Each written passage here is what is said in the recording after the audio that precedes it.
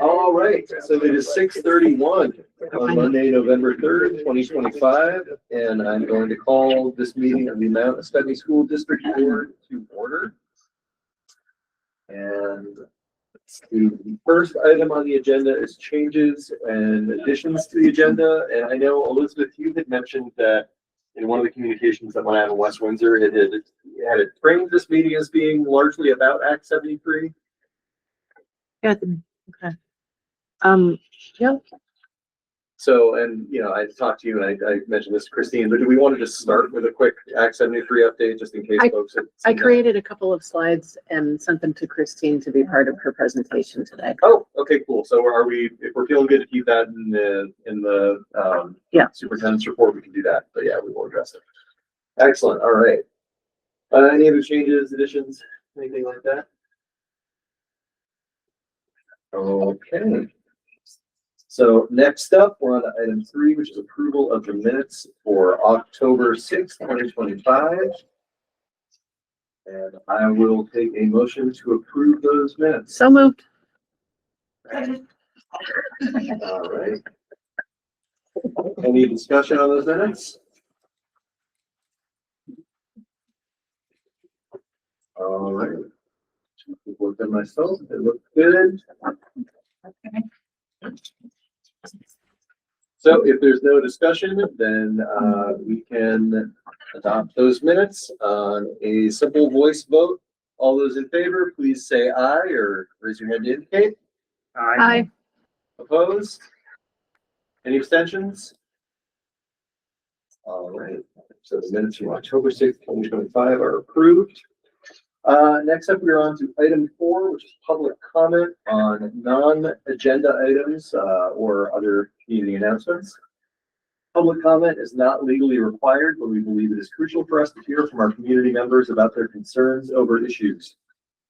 Through these meetings, our board models for our students how to conduct public discourse, and that the board and members of our community can approach controversial issues in a civil and constructive manner and can demonstrate mutual respect. Having said that, please note the board is here to listen. The public comment period is not designed for discussion. Please start by identifying yourself and what town you reside in, and please limit your remarks to 3 minutes.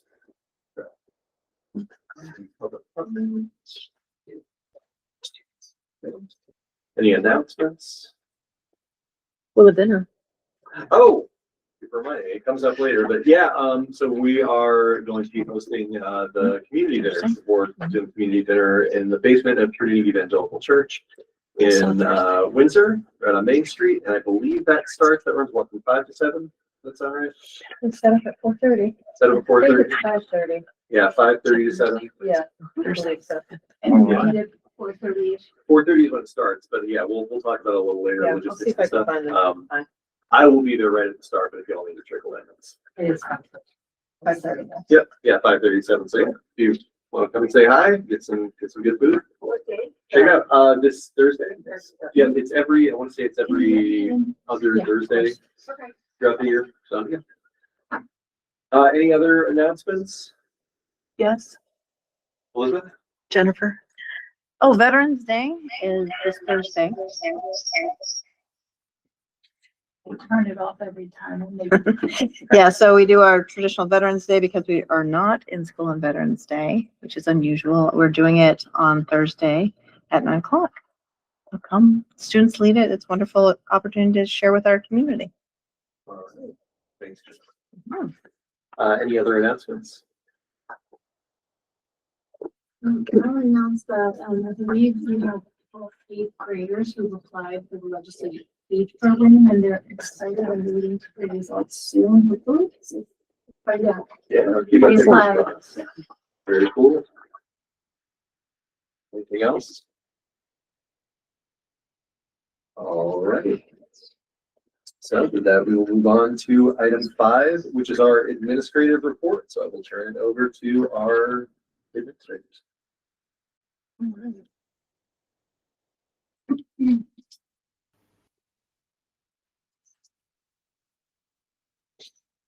Oh, it's me. Sorry. Good evening. Christine, can you hear me? Yeah, I'm just Okay. gonna up here. Give me a second. Okay. Okay. Just highlighting a few things. We're going to give you some data information later. So I just wanted to highlight a few things that have been happening in October. We survived Halloween and we survived it well. The students had their traditional parade around town, which the weather cooperated and let that happen. It's always nice to see how many community members come out and line the streets just to see the kids go by. So it was a great event. That is all the kids. And if you look close, you'll see some staff and maybe the superintendent in costume as well. One really neat thing that happened this year, these are our preschool teachers too. They do a great job with the little kids. We shortened the parade for kindergarten and preschool this year. It was quite a hike last year. So we shortened it for them this year and it went very, very well. But this year, the student leadership team from the high school asked to join us. And Katie Rainey, who I just have to give some praise to, did a wonderful job of preparing them to come and help classes. So we had one high school student attend each class. And it was just a great exchange. We're lucky to have that opportunity to go across the building that way. They did an incredible job.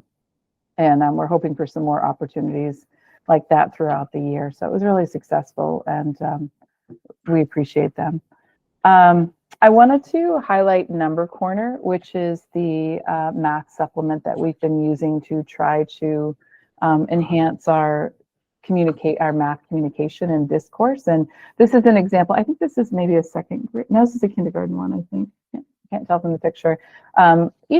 Each grade level has a patterned calendar that they work on each day, draw conclusions. They collect data and have a lot of conversations about what they see growing across the month. It builds calendar and time skills, but it also has a lot of patterning, a lot of predicting.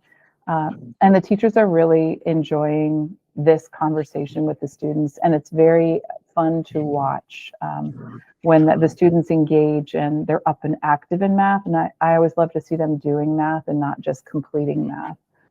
The next slide, Christine, this is our second year of STEAM, and it's led by our art teacher, Maddie Vidilla, and Tara Custer, our new librarian who came in last year.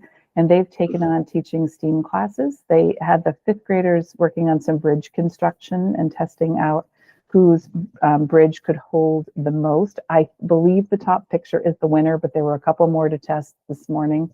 A lot of measuring, a lot of building, looking at how different bridges are made. It's just a really all-encompassing program, and the students, it's also a co-teaching opportunity. Tara and Maddie co-teach. Both classes are scheduled at the same time, and so they can choose to break into groups, or in this case they were co-teaching and had all of the fifth grade together. Our instrument lessons have been in full swing for fifth grade for a little while, but our fourth grade just got their instruments the other day and they're so excited they even bring them to lunch. This is a student who had to bring her saxophone to lunch. So they're very excited about that. And then just an update on our student leadership team for elementary. We have a 25-member team, third through fifth grade. They will meet semi-monthly, with the next meeting being tomorrow. And they're so large, we're breaking them into subcommittees. And hopefully, many of them are third and fourth graders who we hope to grow into the leadership positions and continue through fifth grade. So that's some elementary activities. For the middle school, a couple things that have happened in the last month. We're happy to celebrate our Student of the Month every month as last year. This year we added Advisory of the Month. And our first month winner was Ms. Lawyer's Advisory, and the second month was Mr. Lawyer. First month, Mr. Newman, second month in October. And the goal for doing that was to just build more culture and belonging into our middle school, and giving the teachers a celebration day to be with just their advisory. So they win a lunch celebration together. And that's based on like their activities and their challenges that they meet in advisory their advisory period. Our leadership team is about 15 to 20 students who meet every week with our counselor, and they planned our first Halloween dance, try to have one every year. Our Ascutney homeschoolers and our sixth graders from Oak Bridge were invited, and it was really went well this year. It was really nice.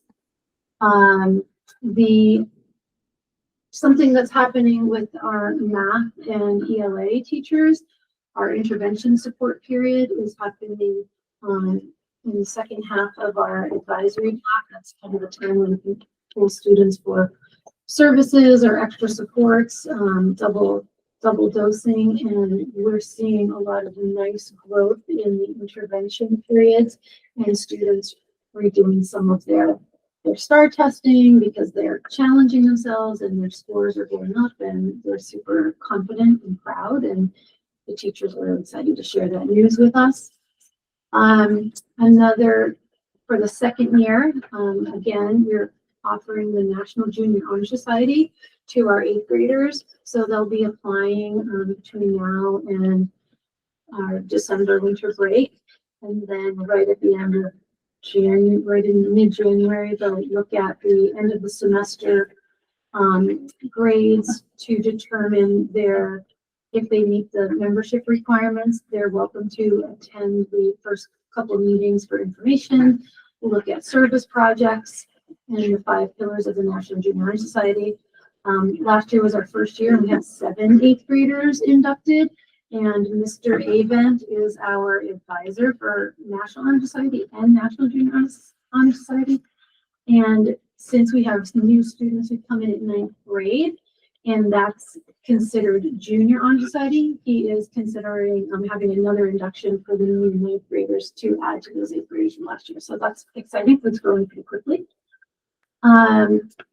Second quarter started today. So in the middle school, Ms. Lawyer, shout out to Ms. Lawyer. She is our Lighthouse coordinator, and she supports most of the advisory activities and the leadership pieces. And one of those is students leading second quarter clubs. So once a month, a group of students are leading different kinds of clubs, Dungeons and Dragons and chess club and board game club and a couple others that started today. And we won't see that again until next month. But we added electives to our schedule this year instead of clubs. And so we wanted to get them in there somewhere so the kids had some choice in leading those groups.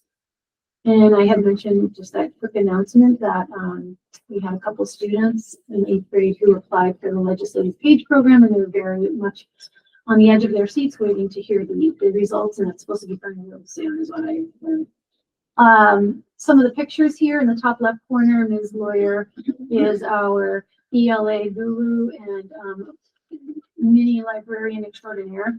So we had students supporting a bullying display for the month of October of some books in the hallway. We have our 4 students of the month for October in the bottom left. We have students participating in Spirit Week, dressing as twins on Twin Day. We have our Halloween dance. And in the far right corner, we had 6th graders in social studies class participating in the World Culture Feast. And so everybody brought food from all over the world to share. So those are some of the things going on with us.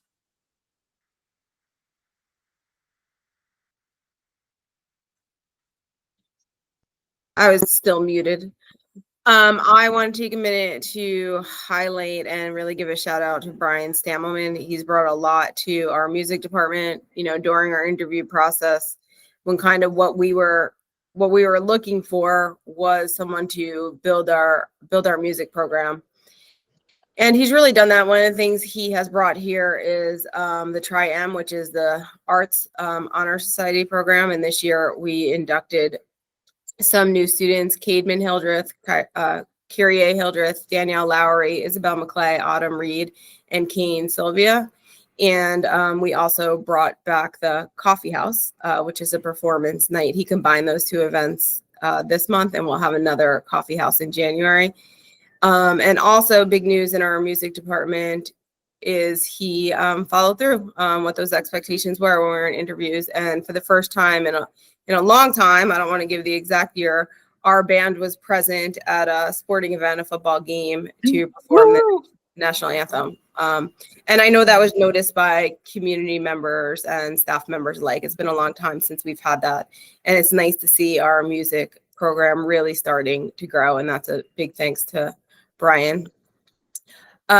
Speaking of sporting events, usually at this time, I highlight kind of where we are in the playoffs and championship games. And unfortunately, our seasons have come to an end quicker this year. I'm incredibly thankful to our coaches for all they've done this season to make these teams positive experiences for our student athletes.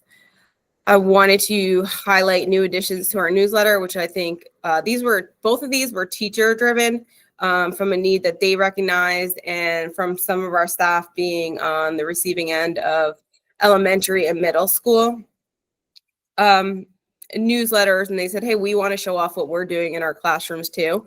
So we're alternating every other week. We have a department newsletter, which comes through that's from our teachers, and they include pictures. These are clickable links. I can't click on them from here, but I think Christine can, but you can click on them later. I hope that you check them out. I hope that most of you receive our parent newsletter. So this has really taken it to the next level where it's not just about logistics, but it's about what is happening within these walls in specific classrooms from specific teachers, what the topics are, and things like that. It's been really nice. And it's also great that it was a teacher driven initiative. And they really take pride in it. And I really just want to get the word out there because they put a lot of work into it. I have gotten a couple positive feedback from parents on it. I wanted to make sure it was out there for people to see.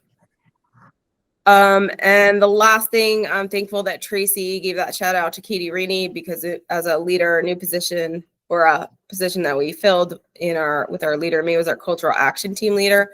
Katie has really taken this seriously. She's doing a great job of bringing in all of our students, making sure there's events for all of them. And she is taking a large role in our Sending Schools Day, which is this Friday, if anyone happens to be around and can stop in at 9:00 and see some of our potential freshmen for next year and the presentation that our school counseling department and our cultural action team has put together for them.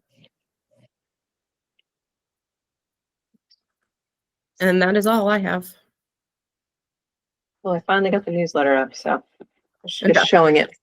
We alternate that, and then the next week is Kim Gogan puts out a flexible pathway newsletter, which highlights a lot of the opportunities and pictures from what they present and what upcoming opportunities there are and what students can sign up for and how they can. So great. Okay, back to the report.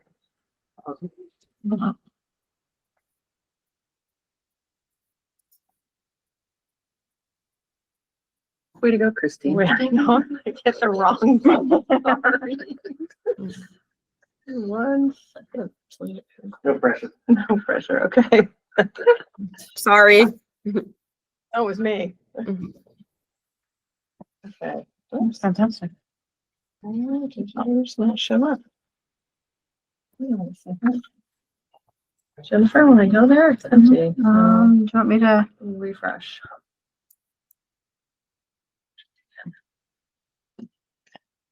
I can start. I can see it. So we are starting our next club. So we had a wonderful running organization that Caitlin helps support with our kids. So first time we were able to bring the program over here, Finding Our Stride, which includes both all students as opposed to what we used to do. So this first year we've done that and there's a lot of success. All kids finished the 5K, which was pretty extraordinary. Sounds like the adults did too, so way to go. So that's super exciting. Now we're moving into Destination Imagination, which just started today, and their goal is to make it back to the March experience, and according to 3 kids, bring home a bigger trophy. But most kids are super excited about just being creative and exploring that kind of stuff. I want to give a shout out to, and I'm sure this happened at the mouse or the SU wide thing, but the HHB hazing, harassment, bullying video that Brooke put together in a pretty short period of time is pretty cool. And I just want to reach out to, all the staff around the SU who really pulled kids together to really talk about it in a way that was positive and uplifting and gave them some like tangible things to actually do. I thought that was great, and I just loved seeing our own kids here as they tried to walk through trying to create skits themselves and what they would do, how they might stop and intervene and be an upstander versus a bystander. Our Halloween walk was last Friday. It seems like so long ago. Up at the mountain with a skip organization leading that every year. I'm just amazed at how many people come through and how the town pulls together, the community pulls together to create a pretty cool experience. It used to be like in the halls here, and the sixth graders would create this whole haunted walk, and like it's a lot of work here. But what I love about there is we used to only see the kids who went to school here. When you're up there, you see kids coming back, you see new kids, you get kids from all over, which is really a wonderful collaboration with the Ascutney Outdoors, our skip organization in the school. And it was super loud. No, when it was Here. Oh my gosh. Yeah. The gym was just, it's not conducive. It's not conducive. Our student leadership group is working on a couple of things. One is our upcoming Harvest Festival. And as you walk out, you'll see their notes. They actually post their minutes, which is pretty cool, that they have. They're really excited about some components. The other thing that they're doing now is they're now on our interview committee. So we happen to be looking for a music teacher, and they're on our interview committee for the first time, which is really exciting. Flex grouping is something that in a small school, when you have multi-age and the curricula that we have, it's really essential that we have some extra hands to help support and teachers who can think about kids in unique ways. And they've been working, the teachers have a chunk of time on Friday during what we call exploratory time, where the kids are kind of exploring arts and stuff, where the teachers have like a double prep. So one of those two preps, they actually collaborate with each other and with either their special educator, their interventionist, and each other, and really trying to think about how are we going to meet kids where they are, because we talk about every kid should be growing, and to do that you have to meet kids where they are, because if you're already high flyer and you test and you haven't been taught at that level, you're not growing. If you are down here and you're being taught here, you're not growing. So really finding where the kids are to help them grow. And I'm just super excited about how the team has, like, this is our second year of really having a full team together to really think about this, and just the information that's being processed as a team, and the students being able to really feel comfortable and confident in their growth is really exciting to see. The leader in me, I wanted to just make sure everybody has a heads up. Our leadership leader is Jackie Borelli, and so we've got the three teams. So our leadership leader, she is looking at our play structures and how to create more natural play spaces that are conducive to meeting developmentally appropriate needs of large gross motor skills that also meet the requirements of like our insurance company and all those things. So she is putting together a committee that meets on Wednesdays I think it's every other week now, really looking at how do we meet those goals and create expanded kind of natural play environment. So I'm super excited about that. Yeah. Pretty cool. And then do you have the pictures? That's okay. Yeah. Yeah. Okay, perfect. Yeah, they were up. I saw them. You want to talk about them? I'll go back. So the pink folks over here is our running crew at their event. Was it last Saturday? Was it only last Saturday? 2 Saturdays ago. Which was 2 ago? October 2. Okay. Unless that wasn't a Sunday. Time In flies. which case that was the wrong day. Nice. Yeah, I'm with you. And then, collaboration is something we talk about for adults as well as kids. And anytime you can get kids working in multi-age units, just working together is super fun. So shout out to our PE teacher if you go in there, you'll just see kids really engaged in play that is around collaboration, and all those skills necessary for that work. All right, thanks. Excellent. All right. I'm gonna just highlight a couple things from the month. As you know, we've been really focused on behavior data and putting systems in place. So there's a video out there on some bullying prevention that Jennifer mentioned, which was pretty awesome. It came together very quickly, very collaboratively. The other focus this month was the administrative team sat down and we did a deep dive into our data, our behavior data, to prepare for our first staff meeting, where staff were presented with our data and dug into it. While we were engaged in the work, we definitely found some places in the system that we needed to adjust, which we're working on. And then staff got to dive in and look at the data, and it was actually really fascinating, I think, for all parties involved. And you know, you can find trends. You can see that sometimes it's just a few kids producing many of the logs, and that's behaviors tells us something. So we have to do more for those kids to figure out what the needs are. So work in progress, but you'll see some of that data later on in the data report. I just wanted to mention absenteeism. As you know, that is one of our strategic plan, falls under one of our strategic plan goals and our continuous improvement plan goals. And we will be sending out this message on Friday in my newsletter. Just previewing it tonight. We have purchased PowerSchool's MBA Attendance Monitor plugin to help us track tardies and when kids are not in class and when they're absent. So it's new. Parents are going to be able to receive alerts when their kids are late for class or tardy for class or not in school. They're also going to be able to log in and instead of calling the school, they can log in and mark their student out for a particular reason. So fingers crossed that part wasn't working today when we tested it, but by Friday, we're really confident that'll be ready. So, so a couple things, and then Elizabeth is going to take over and share some updates, but I wanted to bring to your attention that the preliminary findings from the Commission on the Future of Public Education are out and on the website. It's not too long of a report, and I will put it in my newsletter Friday for the general public to have as well. We have 3 draft maps that are out. They will also go in my newsletter Friday for people to have access to. One is focused on CTE districts. So that's career technical education. I think there were 13 of them, I believe, in that map presentation. There's a BOCES, which is Board of Cooperative Education Services. You're gonna stop there for a minute. Which is a way for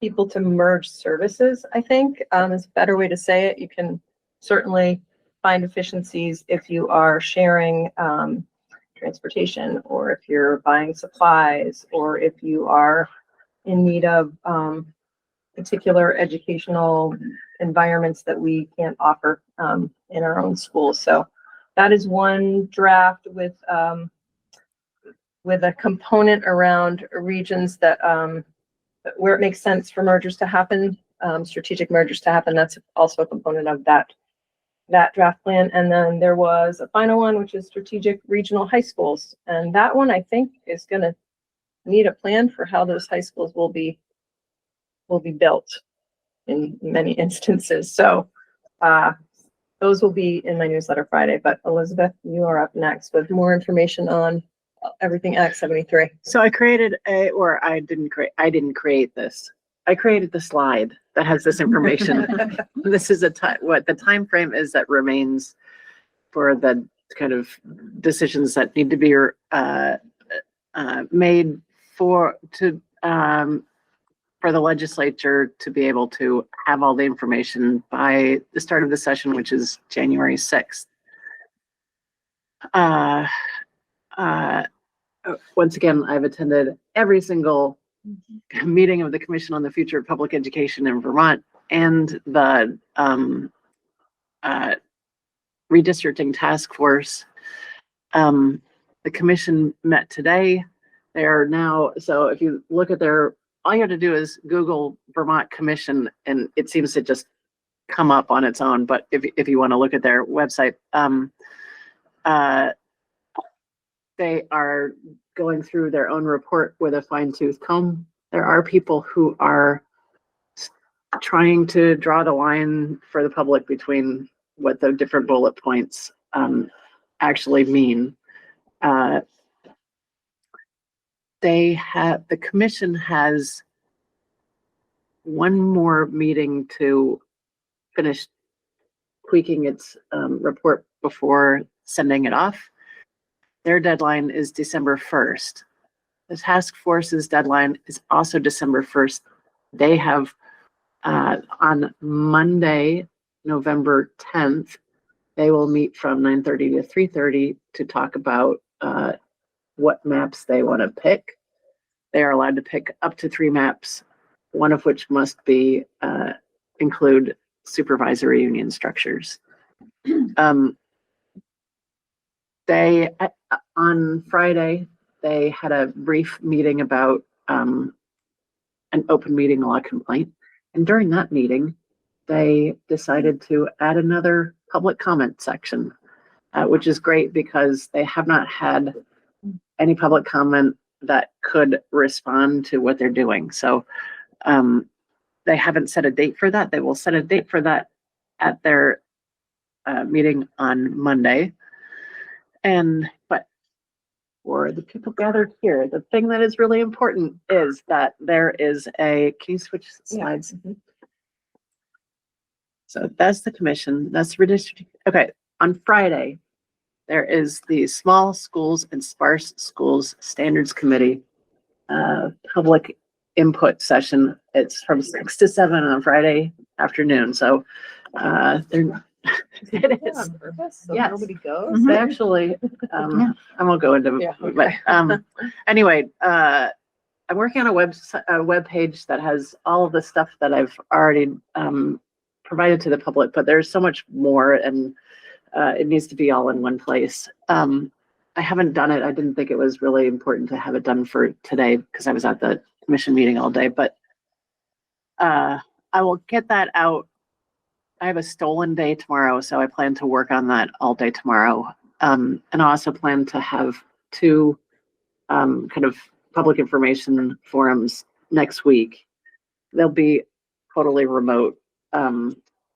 And just to make it easier on families. And that's it. It's all starting to sort of come together. There's a big push to just put it down. But we don't know who knows what the legislature will actually do. So there will be, by the time of the forums next week, there will be a lot to talk about and respond to.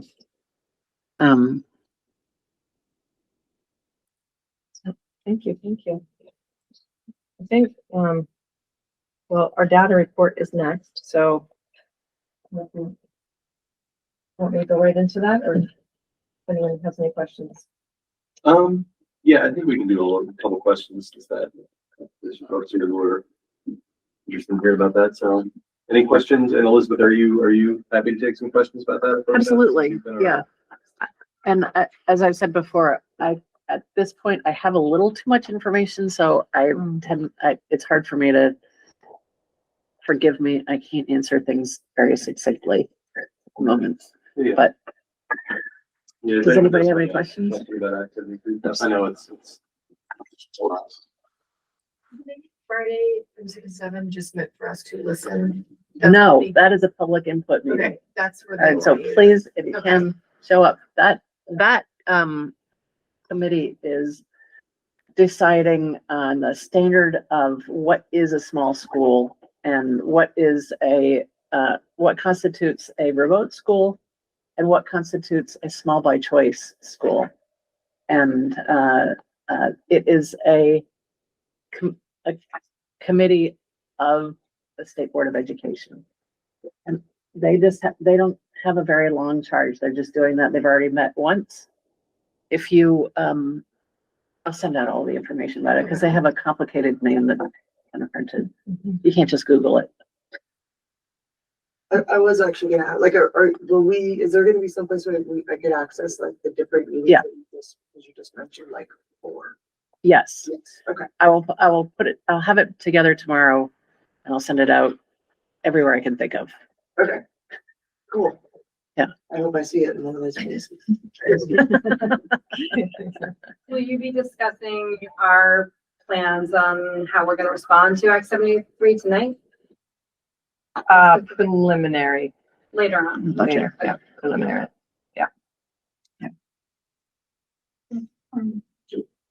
I'm just wondering, if the district or the SU is going to weigh in on these decisions and attend this meeting, and give kind of a unified message around small schools or star schools, and if so, what the message might be from our supervisory union around that.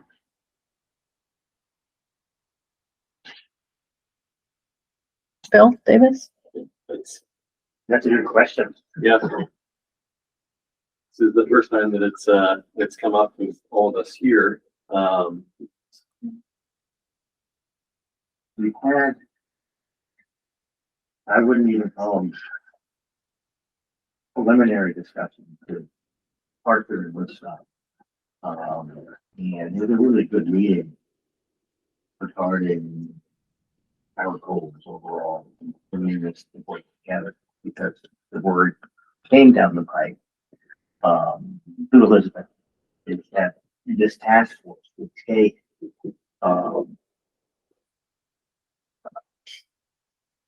acknowledge the fact that certain SUs and districts have talked to each other.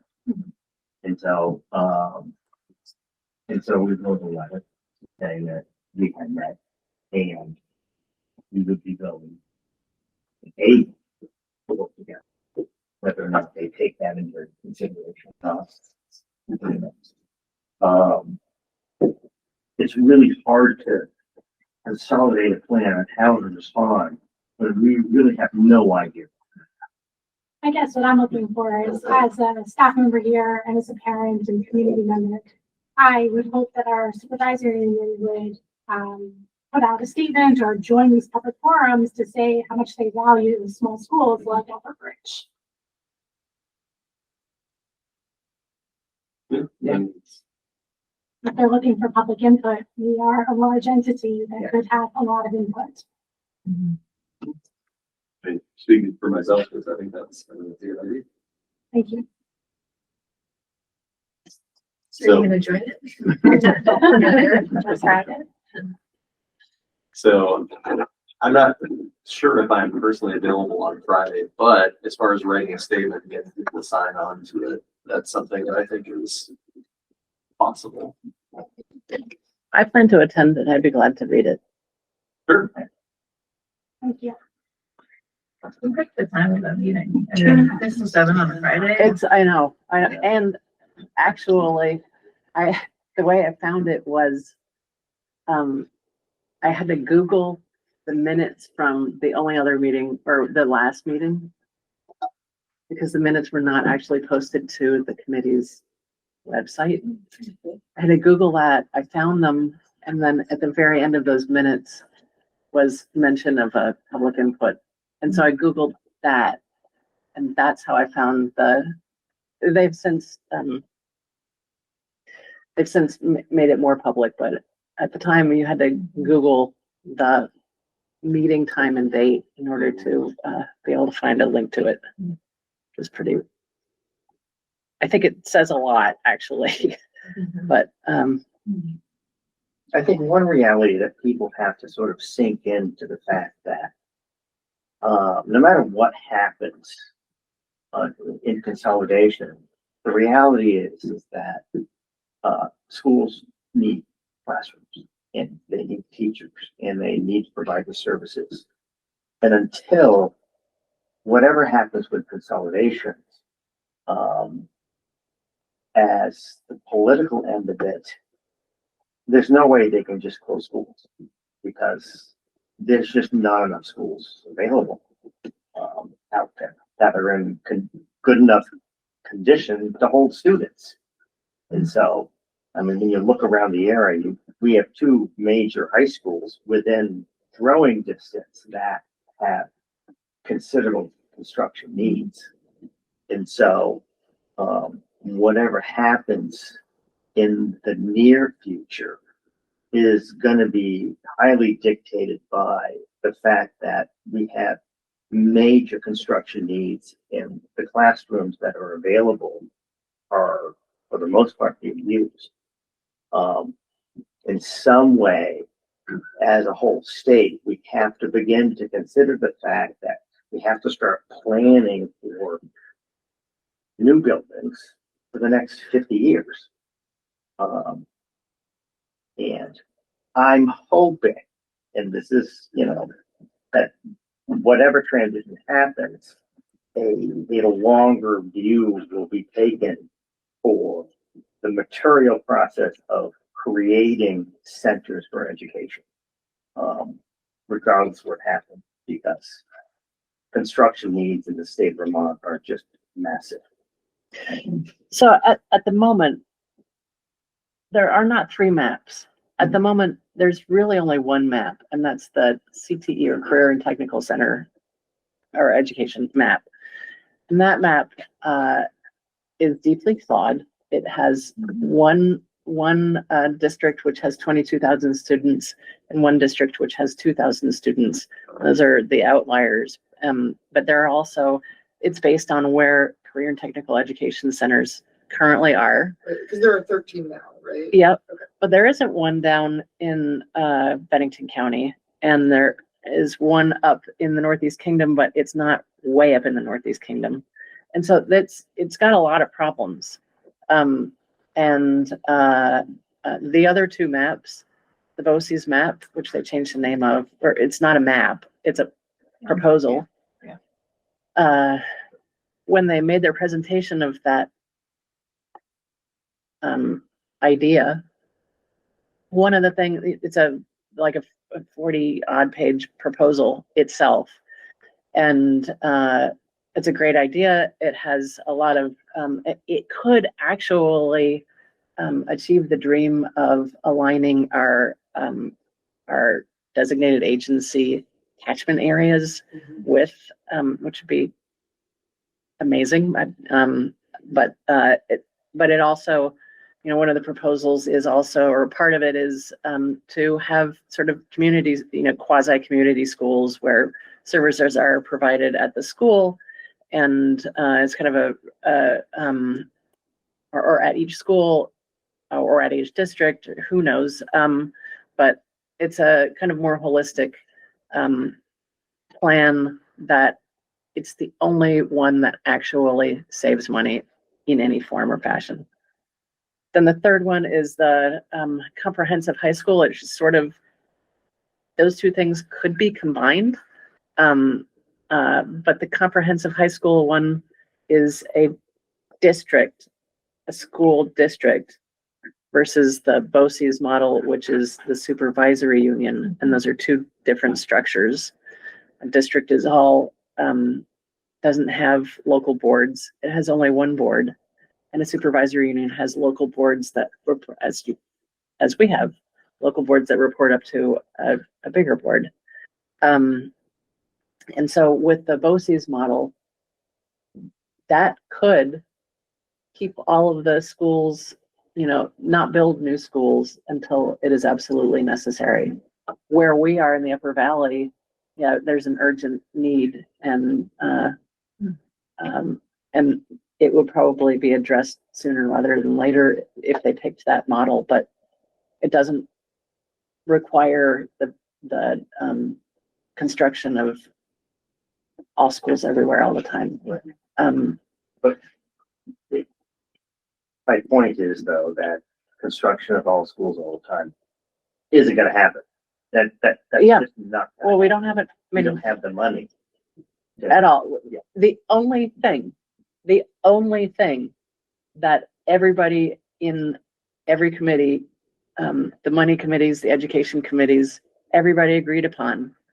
The only thing that was not negotiated during the debate over H454, now Act 73, was the need for school construction funding. That is it. But they didn't do anything. They created a committee to look at the urgent need for it. But they haven't thought about funding or what, capacity or any of that stuff. Yeah, right now, the laws, its funding law is skewed to stop construction. Yes, it is. Right, and if they're trying to save money and we have to build to do that, have they done that math? Really, they have not done much of the math, Catherine. That, in fact, Senator Beck said during the last redistricting task force meeting, he actually said out loud that none of these maps are going to save any money. It's actually going to be the foundation formula that saves money. And then everybody else said, oh, really? Because there's no modeling that says that the foundation formula is going to save any money. So that's where it is right now. I have one question about when you said the BOCES model is gonna align like catchment areas with the designated agencies, would that also change, would that align AHS like catchment areas with our designated agencies? So that it's not a plan. It's okay. It's not a plan. Annoying. It is. Yeah. And there's an acknowledgement that it's wonky and annoying. Yeah. And there is a thought process about how that would work out, but it's not That's interesting. not wholly thought through. None of it's wholly thought through. They did have a kind of narrative about what under this model, what consolidation could occur. Like, it's really super easy to imagine up near Montpelier, the high schools consolidation, because there's like 4 or 5 schools that are all underused, and they could consolidate into a couple, or and so they've gone. I think they did 3 exercises, like thought. What do you call it? Thought experiments. Thank you. They did 3 kind of test cases, but they said, this took us the last couple of weeks to do just these 3, and we really don't have time to do all of it. And so, but it's more of a report and or more of a proposal, I guess. The thing that's good about those 2, the proposal of the BOCES and the what are they called? The Schools, regional high schools. The regional high schools, is that they're totally backed up by data. Okay. And the CTE math is not. So. Any other questions before we move on? No? Yeah, just a clarifying question. I heard Bill talk about the need for buildings, and also Christine mentioned that there have been conversations with Woodstock and Heartland, right? Hartford, yeah, sorry. But to sort of put those together, Hartford High School has been struggling with finding the funds to do the repair to their own high school, given their PCB issues, which are mainly located in the CTE area, right? Hartford. Right. Yeah. Hartford has PCB. Hartford. Woodstock's building is just falling apart. And Woodstock's Yeah. building is just falling apart. And I read in the Valley News that the people in Woodstock were really kind of excited about the idea of becoming a regional high school. And that just sort of led me to think, I'm not sure the people of Windsor and Brownsville would be really excited about ponying up to fix Woodstock's high school when Windsor High School is, dates back to 1994 and is in the similarly, I imagine people in and Wilder and White River Junction would be really happy with that. I think the people in Woodstock and in Windsor, only have to fix their school. I wonder, this becomes like a political kind of town meeting sort of a situation. And I was wondering, has any of that stuff been taken into account? I don't think any of that stuff has been taken into account at all. I don't. The way the law is written now, it's clear that they say like, oh, let's talk about this and let's ignore any construction dates. And so what happens when they do actually do the math and realize that this is not fiscally responsible? Do you have any sense of that? I don't think that I am the best person to ask about that. The hope is that we have a joint fiscal office which provides kind of their number crunchers. They don't provide a whole economic analysis in any way, but they will provide a economic picture. And the hope is that they will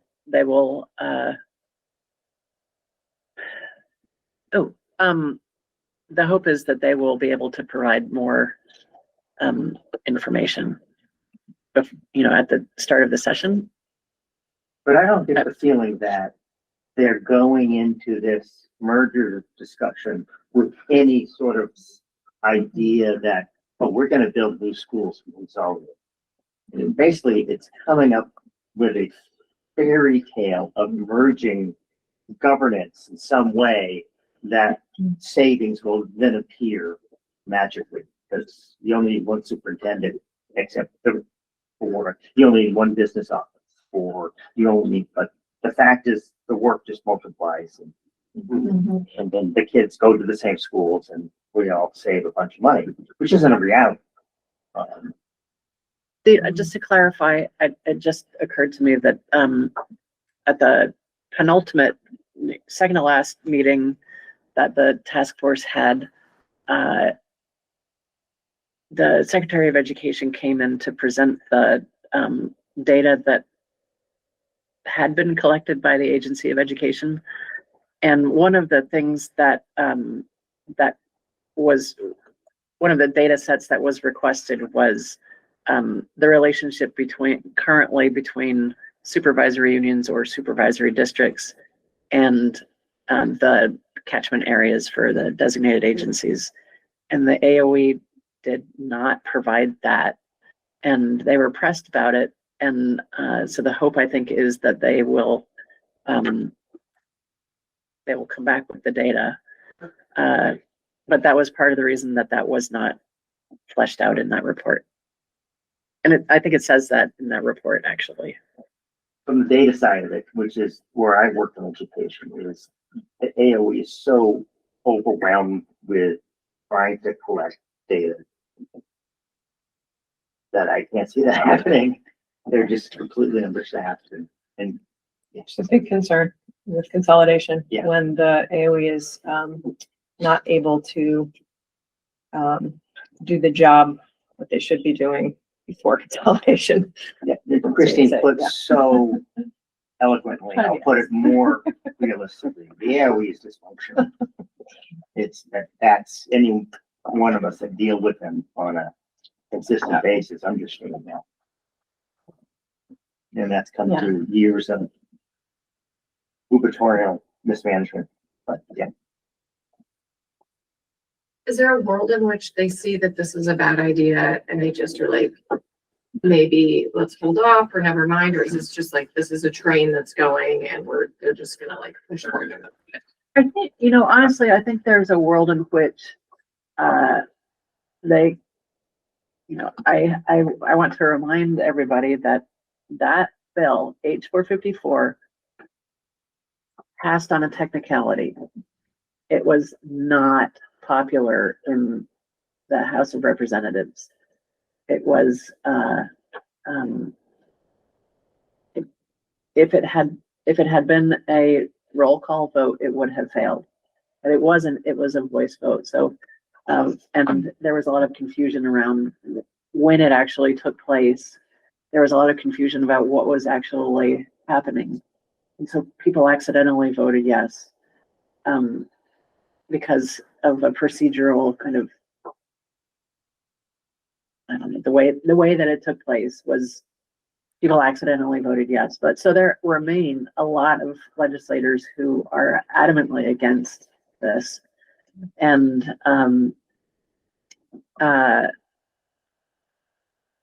yeah, there is a chance that, I mean, we can't come back to session and undo it, but there were a lot of so-called off-ramps included in the bill, so that if the districts are not, if the committees don't vote on a particular map and the districts aren't formed, then the new funding goes away. There's like all these different decision points that could make different parts of the new law fail.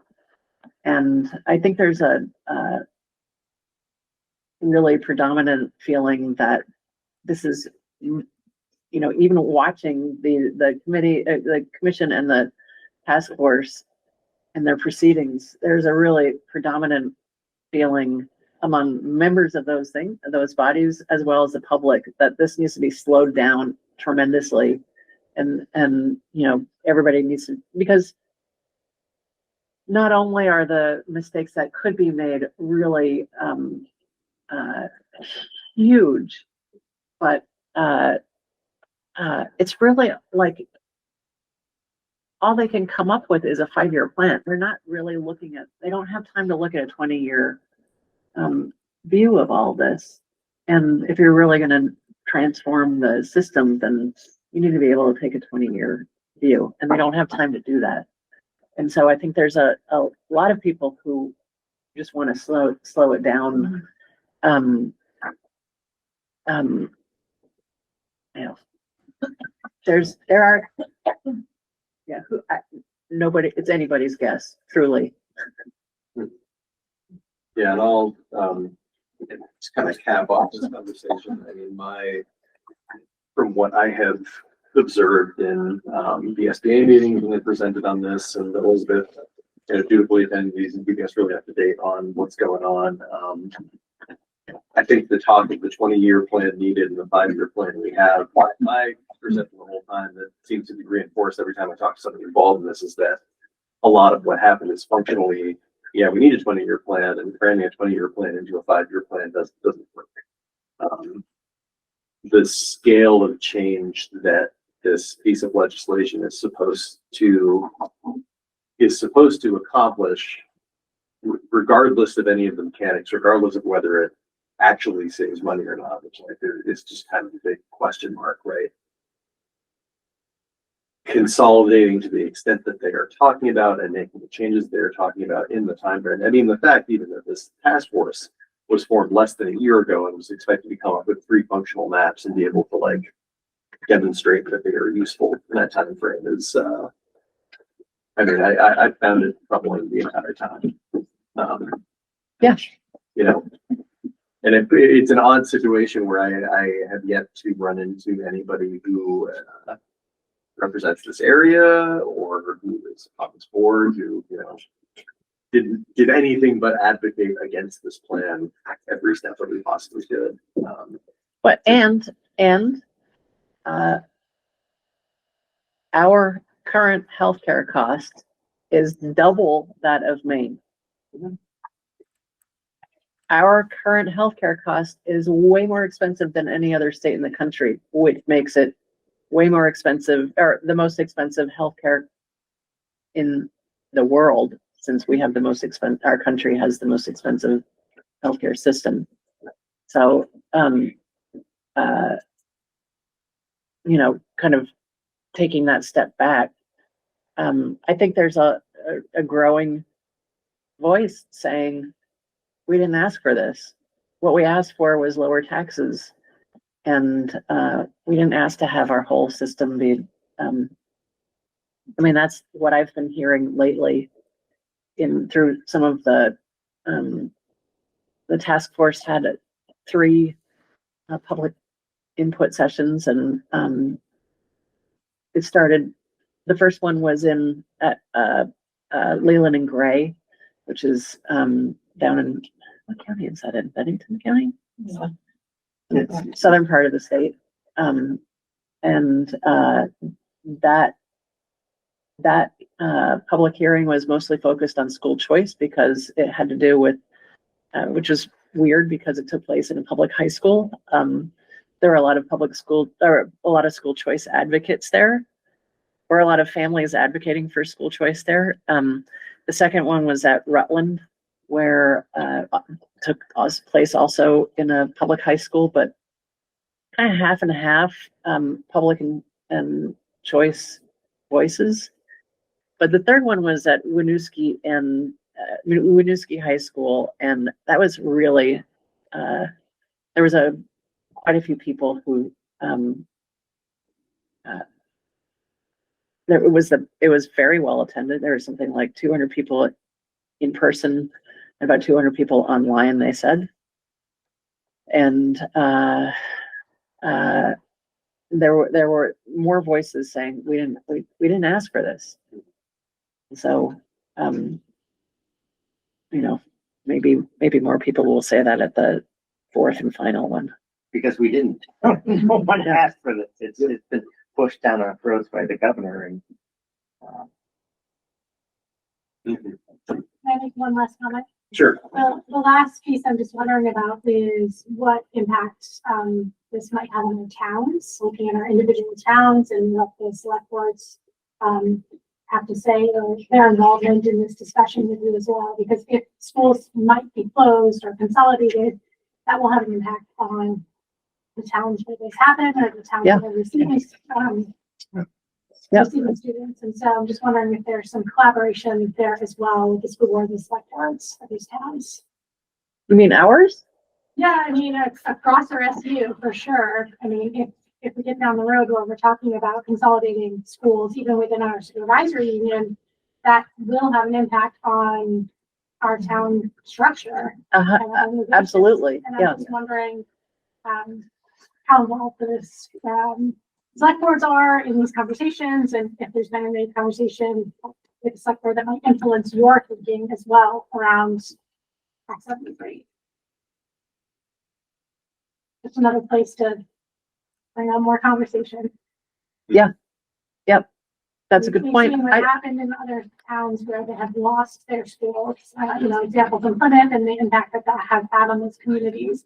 And so just wanted to bring that up as well. It's a good point.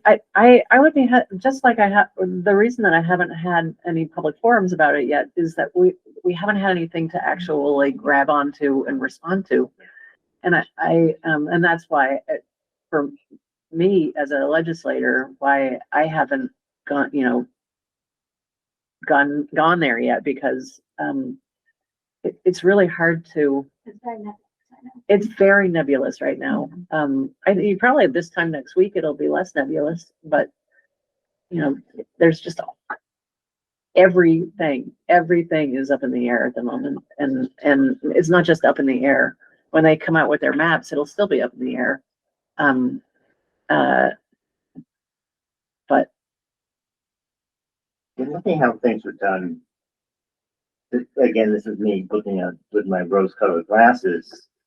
I anticipate they're going to come up with something, and then there's going to be an uproar around the state saying, no, that's a stupid idea, because it's going to be a stupid idea. So, and they won't have any data to back it, and they won't have the funds to do it, and they won't have the classrooms to happen, and it's an election year. And so the question is whether people will think that it takes a strong political will to push this through, or does it take a strong political will to stand up to it? I think let's get cap on it. I'm glad we were able to have this discussion. This is our administrative report. We do need to move on to the rest of our agenda, but it's going to keep the conversation. And then hopefully it becomes a little clear. A little what? A little clearer? Clearer. Clear. Yeah. All right. So we're on to Good. the. Yeah. All righty. Okay. Past our wigs. And Tracy's gonna start us off. Right, thanks, Christine. So this is our K3 DIBELS data, which is really our baseline data for the year. It's what we use to establish some intervention groups. At the beginning of the school year, our groups really were focused on digging into the specific skills that the students were missing. And now, since those first 6 or 7 weeks have finished, we are in some targeted groups where we're really focusing on that, our students, that 16% of students that are in the yellow, and those in the red that are approaching the yellow, right? The ones that are right on the bench line, on the cusp of becoming yellow. So those are students we're looking to move. This obviously isn't data we like, and I kind of look forward to bringing back a comparison. I like the way we're tweaking our intervention to target specific students. I'm hoping to see some real growth to report back to you at our next report. Tracy? Yeah. Can you tell me what DIBELS means? I cannot tell you what those letters stand for. Amanda, it's our early literacy. Is this an acronym, Amanda? Yes. Yeah, Amanda knows it. Yeah. Dynamic Leaders of Basic Early Literacy Skills. Thank you, Thank you. Amanda. There's an assessment. Yes. I Given individually, yeah, to our students. What is it assessing? Early Early Early literacy skills. skills, yeah. It's the screener that we selected to be in compliance with Act 139, early literacy law. It has, really good reliability and validity because at least when I get, it's a one-on-one test. So there's a teacher there sitting with the students and scoring them as they read, as they ask questions. So, I know, in class. yeah, it's time consuming, but it gives really strong data. And very different than our STAR results, right, which is a computerized test. So I think we find great value in the DIBELS data and being able to target the skill the students need. This is K-12, which I want you to think about the range. We're talking about students in kindergarten and seniors in high school. This is our K-12 STAR data. This is what it is, but I find it really hard to speak about data that encompasses so much. I find a lot more value in the data that's specific to different groups or grade levels. But what this is a comparison over 2 years, right? So these are our fall scores from last year and our fall scores from this year, which means we're also not looking at all of the same students. We have our new kindergartners included, and we do not have last year's seniors. So these are our reading results. Sorry, I'm toggling between screens here. So grade 3 through 5 reading. This is, we see small progress. It's not enough, but we're seeing 5 students moved from red into the green. In this graph, we are lumping those that are almost approaching and those that are well below the standard. And then the blues and the greens are students that exceed the standard. We lump them together into 2 categories. I think this shows that we moved 5 students out of the red and into the green. Again, we're across 2 grade levels, so we're not looking at completely the same cohort of students. I'm calling that's you, yeah. Yeah, with our middle school students, what we were noticing was that our students are coming in more proficient each year. They work with the team. Our 8th graders were 65% proficient, so this is obviously the average for the middle school here. And our 7th grade was 60% proficient, and our 6th grade was 50% proficient. The team sees the growth over the 3 years as they come in.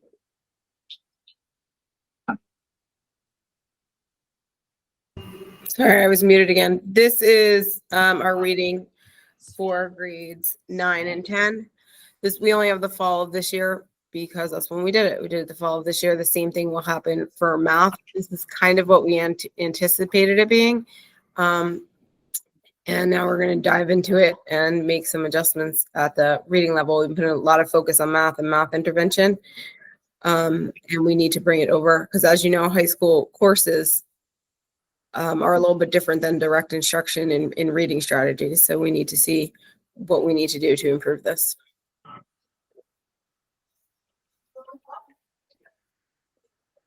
So I kind of want to jump in sort of on a positive end now. The type of data we see up here in reading and math is the type of results from one year to the other that you want to see after implementing MTSS. Okay. And so just looking at those, just, you know, you say, oh, it's a little bit better, but that's kind of what you expect and hope for. And so this is really positive. That's what I'm thinking. Yeah. So Can you explain what MTSS is, please? Multi-tiered System so of basically, it's looking at the data and looking at what students need extra help and in where. And so it's targeted instruction for certain students. And what happens is that what is hoped to happen is that each year those students get that targeted instructions and improve a little bit and are at a higher level for the next year. And then that growth creates momentum. And so you get that line of students because what they're trying to, this is a binary scale. It's they meet the standard or they don't meet the standards. It's not a scale scorer, but what they're using behind the scenes is all the finite data in the different subskills to create intervention. And so you want to see that 4 or 5% increase in your students who meet the standards. And so that means that the schools are doing what they accomplishing what they want to accomplish. The systems are in place. The So systems I are in think it's our place and they're third working. year of really, third, maybe fourth year of really digging in with grade level teams, looking at the data, making student plans for intervention and enrichment. So yeah, I think it's something to celebrate. We're moving in the right direction. And when we get to math, this is for the people in the room, in the fact that I've heard over the past year is talking about really stepping up and looking at math skills and creating systems to help students accomplish more in math. And so, which you can see in the data on the screen. in the data. Yeah. Pretty significant increase in that. Yeah, thanks for that, Bill. It's, you know, it's never enough for us, right? I think we always just look at who's next and how do we get it for them, right? So, yes, you are correct that it is showing growth and it does take time. It's just never fast enough for us. Okay. Again, K-12 data, math, school-wide. This shows a growth. I did the math. I think it's 26 kids that were moved. That's a big move. That's great growth. Just a moment, Tracy. Do you have a comment on? Just a clarification, does this include ABS data too, or? No, we're separate. This is only Winfrey. Yeah. Hi, Tracy. Yeah, so this is, again, last year compared to this year, fall math, grades 1 and 2. If you think about this as a computer-driven test, there's tech learning that happens for our first graders in this. We had, this shows growth in 10 students, 10 of our first and second grade students from being below the standard to approaching the standard and exceeding. And grades 3 through 5, a little less growth. I do believe our intervention mostly belongs at the younger levels, right? And that's where we're really focusing it now. And as those students progress through, we haven't seen that shift yet in the upper grades, but I think as we build that foundation for our younger students, more will come into these grade levels. This is where the implementation of the number corner I think becomes really important in building that discourse, and the spiral reviews that you've heard us talk about for quite a while. I think those will have a big impact on our 3rd, 4th, and 5th graders. In 6th through 8th grade in our math star, we had higher numbers in proficiency for the 7th grade, 49% proficient in 7th grade, 43 proficient in 8th grade, and 38 proficient in 6th grade. We felt that this increase was in the big push in our new intervention last year in spiral reviewing, where our teachers in math were not just sticking to just the Eureka curriculum, they were doing like all year math in like warm-ups so that kids saw everything all the time. And that was something we were very consistent with. And in comparison to last year's intervention to this year's intervention, last year we were able to offer 30 minutes a day to small groups for math intervention and no ELA intervention. For this year, we're offering an hour a day of intervention to small groups in 30-minute sessions. So that's 2 30-minute sessions a day in math, and an hour and a half of 30-minute sessions in ELA to small groups. So just a shout out for ELA and math and any interventionists in our school are a huge part of supporting these scores and your students' growth. This is our math for grade 9. To echo what Colleen said, we do have a system in place where we're offering math intervention every day.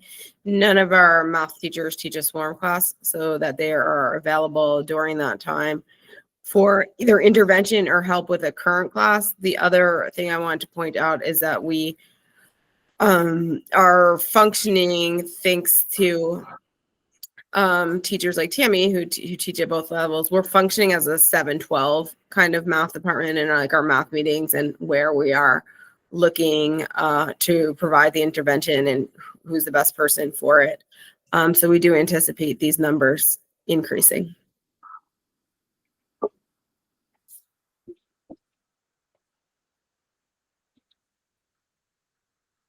We didn't have that chart in our packet. No, we noticed this afternoon that it's missing, so we added it. Sorry about that. Yep. We were going over it. Good eyes, Bill. This is just data broken down by across the system, K-12, free and reduced, and non-free and reduced, to see if we're closing the gap. So on the left is free and reduced, and on the right is non-free and reduced. And there's still discrepancy between the two. So this is the same for math.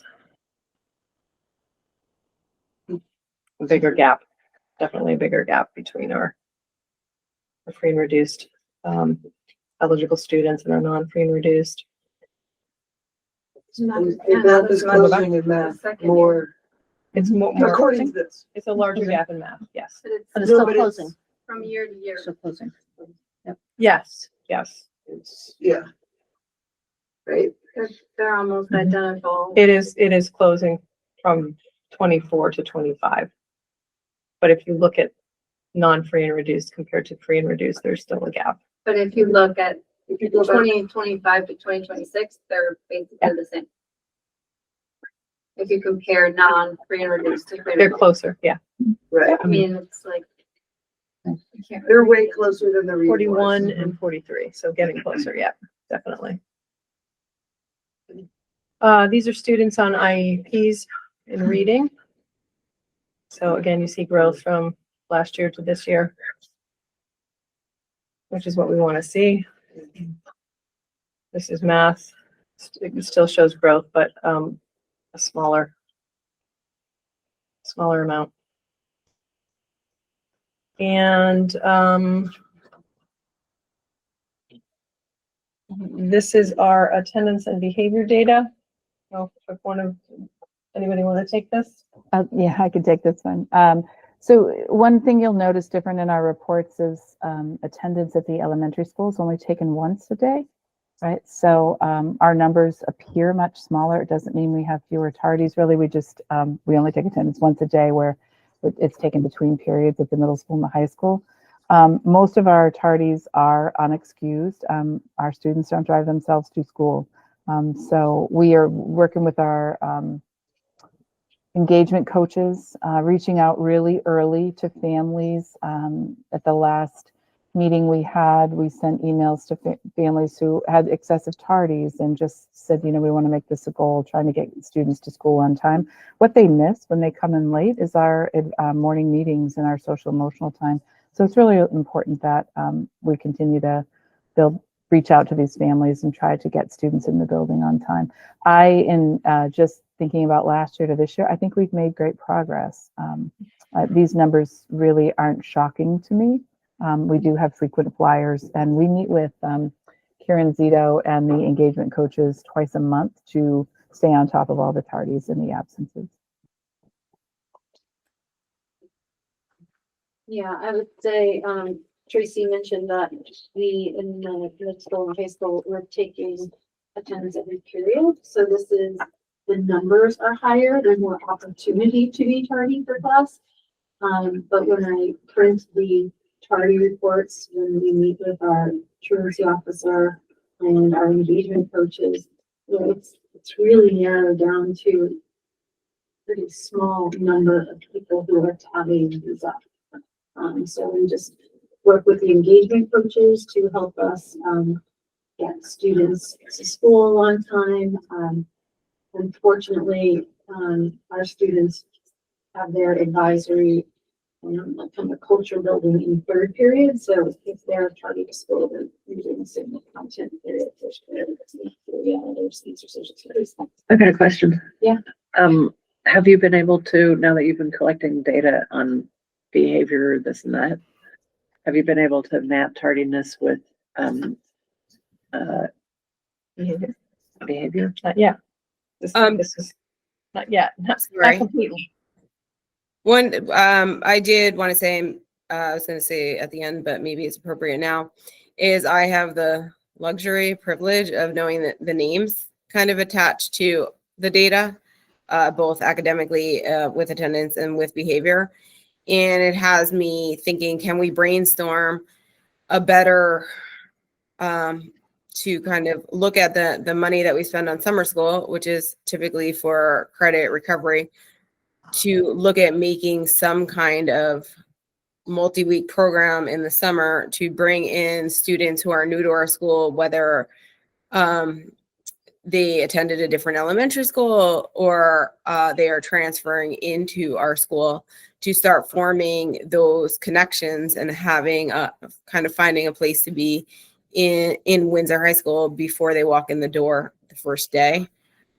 I think it's worth a conversation worth having when I can look at the whole of this data and I can see the names attached to it. And I think it would be a good use of the funds we have now. And I think that we might have enough budgeted to do both this year, to do some of credit recovery and to kind of do this Welcome to Windsor summer school. So the answer to your question is not formally yet, because we've just rolled out the attendance plugin. So we're just starting to use it, but now we can. And look at it. What I meant by that question was, have you mapped attendance to incidents of bullying, either being a victim of bullying or a perpetrator of bullying? Right. Not, I mean, we look specifically when there's a situation at a student's attendance, but we haven't, the systems aren't set up to do that. We have to get it individually, but we can now, which is great. Have you? That was my question. Oh, have we? On an individual, when there are individual cases, yes, we look at attendance to see if it's impacting a student's education, for sure. Can I ask you a question? Yeah. Do you do this each month? At the board This way? meeting? Yeah. We do it 3 times a year. But Because if we don't have context for like what percentage this is, like there's different numbers at each level. So it's really hard to get a sense of if 611 is a lot or not. Also, what I think Colleen already pointed out is that there's 7 classes, right? So the number's gonna be bigger. So if we could like normalize that data somehow, it would make more sense. Yeah, and it would also just be interesting to see, for me, if there's 611 tardies, how many students that actually encompasses. That's what I was thinking, because it's probably, I mean, right, one student can rack up 7 tardies a Per day day. by just Yeah. being Okay, late so- at class. 'Cause Yes, for sure. Yes. That's the way they roll. I Yeah. know that in my data, if you go back a slide, 309 tardies, when I did the, last month's truancy, it was 11 students. Yeah. Yeah. It's, Yeah, and this came up at the SU meeting as well when we showed this, that the instances versus the number of students that are actually. That happens in the Instagram. behavior data too. The numbers might look big, but Yes. but we've just started tracking it, sharing it out this way this year. It's one of our goals, so. Okay, the behavior data, elementary. Tracy, this is you. Yeah, this is our, this was, I can't remember the date. Did not run all the way through the end of October. We were working on this last week. And it has left off Halloween, which does do something to our data for behavior. You know, I think it's typical for September to be a high mark for us with about 6.5 referrals a day, and then dropping off later in the year. That's when we're teaching kids expectations, where we're really sticking to the guidelines and the expectations and being aware of them all. So we are seeing, and I think more importantly, feeling a change in behavior. I think the segregating of the majors and the minors has helped. And I know without a doubt that we have increased a lot of communication home, both from staff and from myself, when we have majors or minors, or when minors roll into majors. So I'm looking forward to seeing how this progresses through the rest of the year. I would say for middle school too, just decreasing numbers each month, getting less, getting more into routines, more structures, more awareness of what the expectations are. The other thing worth noting is some of these are logged just as an FYI. They're minors at a classroom level that the teacher has taken all the steps. They've contacted the parents. They have followed up with the logical consequence of a lunch detention or something like that. What we are working on with now is we're working with Dennis. I had checked in with Christine first, and she updated what the Power School looks like. So now we can roll, you know, if it's the same thing happening in 3 different classes, we can roll that into a major then becomes one that needs administrative response. Shout out to Dennis, who's doing a fantastic job with parent communication and the way in which he communicates with parents and looking at each thing with the nuances and always acknowledging the improvement, right? So if we have a kid who's coming late and he's documenting they're coming 3 minutes late, whereas last year they were cutting entire classes, he doesn't want to destroy that relationship when he sees the improvement. He's doing a fantastic job communicating with parents. I agree with Tracy that the responses to behavior has felt much easier and clearer and cleaner this year with all the work that we did on the handbook.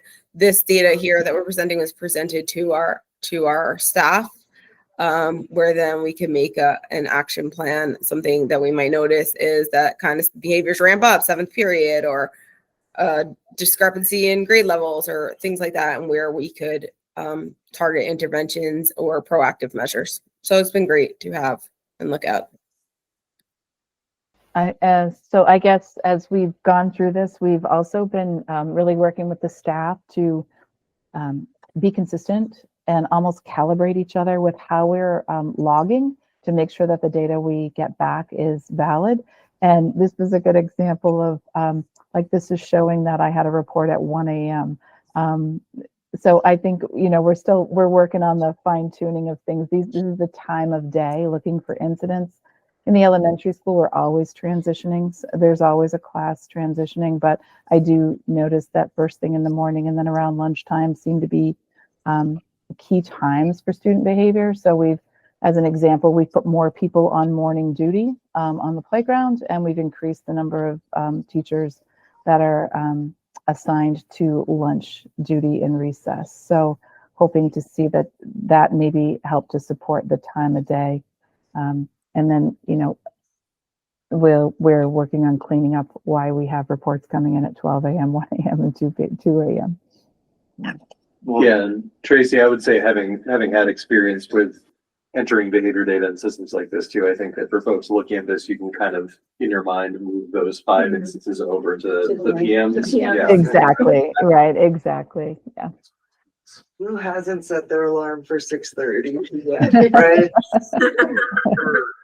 Depends on the system, but some systems, it defaults to the current time that they put it in. They just don't change the time. So it could be just that you have a teacher catching up at midnight, putting in their data because it's something to do. It's a drop down menu and sometimes people just ignore that because it's very tricky to like tag the number. And sometimes it like kicks you out. And I think people just give up and just, well, it's more important to get the incident in there. Absolutely. We remind our staff, like it's really helpful to try to get that clock to work on that drop down menu the best you can. But I would say everything that's 12 a.m. and 2 a.m. we're really probably around lunchtime. Yeah. And that's, I think, the trends that we were seeing. We're going to see our own structured time at lunch recess for the biggest behaviors. It's good to be able to visualize those. And then locations. This data doesn't show separation of major and minor. I think that, which is why classroom, I think, is a high point for our behavior. It's where teachers are reporting, disrespect or defiance happening in the classroom. We know the playground and the cafeteria are our second highest hotspots. And again, that's why we've shifted some coverage to try to help support that. In the middle school, the hotspots are classroom and hallway. Very different. Most of the teachers are reporting the behaviors. Is that because it's not happening in the hallway or because there are no teachers in the hallway? For the middle school, they're reporting it mostly in the classroom and hallways. So they are there seeing and watching it. I do for different reasons. In the classroom, you've got expectations, and in the hallways, you have lack of supervision. In the classrooms, we also have, almost a second adult in almost every classroom, or a social emotional interventionist who can definitely log data a lot easier than the teacher teaching in class. My office is open. Am I allowed to talk? Yeah, if you just remember to raise our hands here. I know we kind of let them loose for a while, Sorry. but we kind of want to get back to Robert Julius. Apologies. Yeah, if you do have a comment, that's cool. I was just gonna say there often are middle school teachers in the hallway during passing times. When I'm up there, that's where my office is, and I do see them. It's also just if anyone knows the Windsor Middle School, it's like everybody's going out and indoors that are like 10 feet apart. So like seeing what's happening in the hallway, I would imagine is like a very difficult task for any adult, just because like they're not walking really anywhere. They're just like moving out and then they like switch places because it's like one hallway. Also, there's only 3 minutes during the hallway where there's 47 minutes where they're in the classroom. So like, again, we don't have normal data.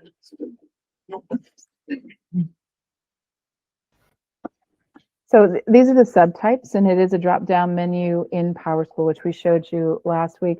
You'll notice the M, like where it says M defiance and there's O defiance. M is the major, so those would be what were considered major instances. At the elementary level, we've talked a little bit about what's defined as a major and what feels like a major. With little kids, it's different than it is with some high school and middle school, and that's why our behavior matrix is really important. But we've also been really focusing on some repeated behaviors, minors, and at what point those become majors. And I think that's what we're starting to see now when we've done the teaching and we've done the work with the kids. And we've reached out to the parents through the teachers' communication ways, and now those are kicking over to me because they're major. We've done what we need to do, and now we just need it to stop. So some of our minors are becoming majors. In the middle school, the defiance of disruption in the disrespect are the top three that are mostly in the classrooms. Cell phones and not on time, but out of bounds, kind of going along with the tardies. Sometimes they coincide with the tardy to class right here in the behavior. That's like a direct correlation sometimes, not always, but those would be the top pieces for middle school. Okay. On to Upper Bridge. Right, Jennifer? Yeah, let's go for it. All right, so our basic early learning data here. So this is our K-3 students. So we have about 70% of our kids at that level who are showing below or significantly below expectations. And then when you get to the 3 through 6 level, actually, before I go, let me just give the quick disclaimer. We're looking at super small numbers. I think no matter what we're talking about within our SU, we're talking about small numbers, and there's a lot of concern about how we talk and think about small numbers. When you're talking about some of these numbers at this school size, it's much more volatile in terms of, outliers. So one outlier on either end can significantly move. So we're not necessarily looking at the most helpful kind of data. And our WIGs, our wildly important goals, are that every child grows in reading and math. And this data won't show that. It's not going to show that. What's going to show is at this point, based on some standard that Star or Dibbles has said, are you meeting the standard or not? And then at this level, are you meeting the standard? So for example, looking at our data in a different way, you'll see a kid might grow a year to a year, and if they're in the green, they stay in the green, right? So from fall to fall, if you've grown like the typical kid would, you're still in the green. If, however, you're in the red and you're low in the red and you've grown 2 years worth, you might still be in the red, even though you grow 2 years worth. That data doesn't show up here. So just as a caveat, small numbers have some significant concerns, but we're trying to find ways to communicate similarly. And again, across the SU, we're still talking small numbers. Okay, so then if you get to the reading, again, this isn't cohort to cohort, fall to fall. This is 3 through 6, and then the previous year is 2 through 5, right? Shifting up. So we're looking at, there's similar-ish data. We're talking a school this size, you're talking one kid. Difference in this kind of stuff. So it's small numbers. And then if you go look at the math, where, it looks like there's a significant growth against small numbers, right? We don't want to exaggerate the good, nor do we want to exaggerate the challenges. What we do know is looking at our data, are our kids growing a year if they're at level, right? Or above level, are they still growing that year's worth? Or if they're below, are they growing more than a year? So they have to start closing the gap. And that's what we want to look at. And that's what we are seeing with our intervention work. And I think that's happening across the issue. Okay, so math K1, 2. Again, you'll see some growth, but you're not looking at the same kids year to year. You're looking at last year's kindergarten, first grade this year. So the second graders would be our first graders, but the kindergartners aren't in last year's, right? So it's just different cohorts, essentially. Then our 3rd through 6th, we're looking at, a different group of kids, and small numbers make a big difference. Okay. Then going by demographics, you're going to see a significant gap for our difference between our students with free and reduced lunch and those who do not qualify for free and reduced lunch, to the best of our knowledge. So significant gaps there. Year to year, again, cohort to cohort. We're not looking at the same data, but if you're looking at a larger picture, it'd be telling a pretty specific story that our kids, we don't have the gap closed for those kids. So math, similar, right? So last year's comparison to this year's comparison. And then students who are on an IEP. So small numbers, none of our students currently on an IEP are even in the yellow. They're all below grade level, but it doesn't mean that they didn't grow. And looking at our data, they absolutely grew, and they grew more than a year's worth. So it doesn't tell the accurate story, but it does tell a significant story. We also know that until recently, in order to be on an IEP, you actually had to be 2 years below grade level to show up. So of course, you're going to show up 2 years below grade level or more.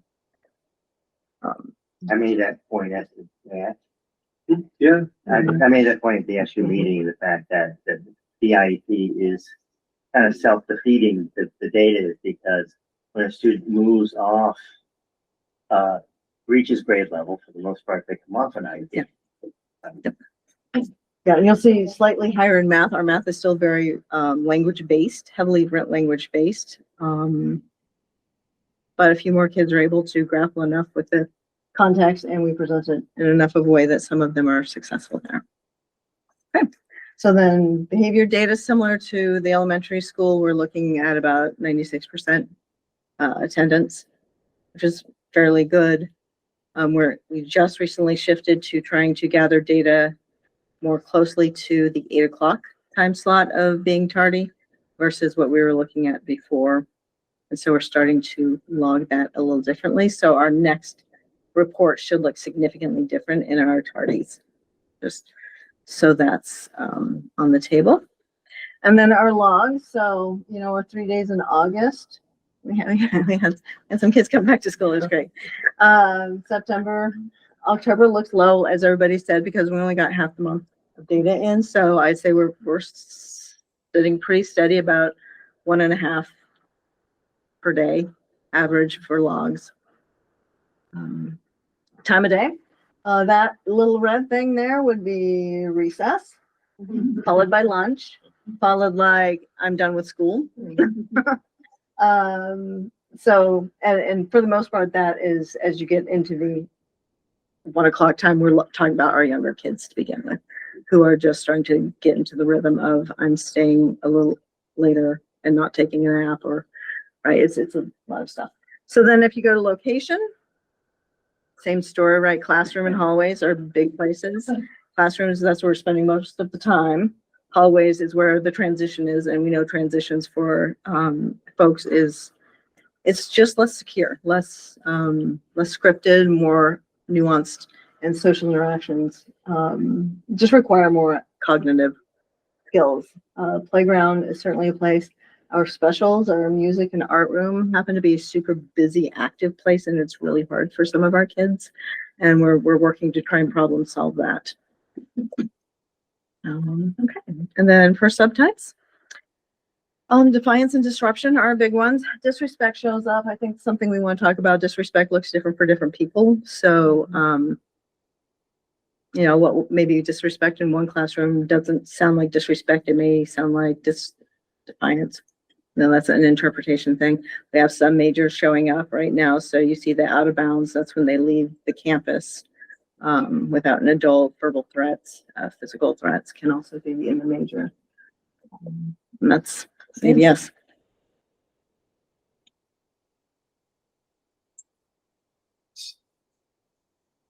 Is that the end of the administrative report? It is. All right.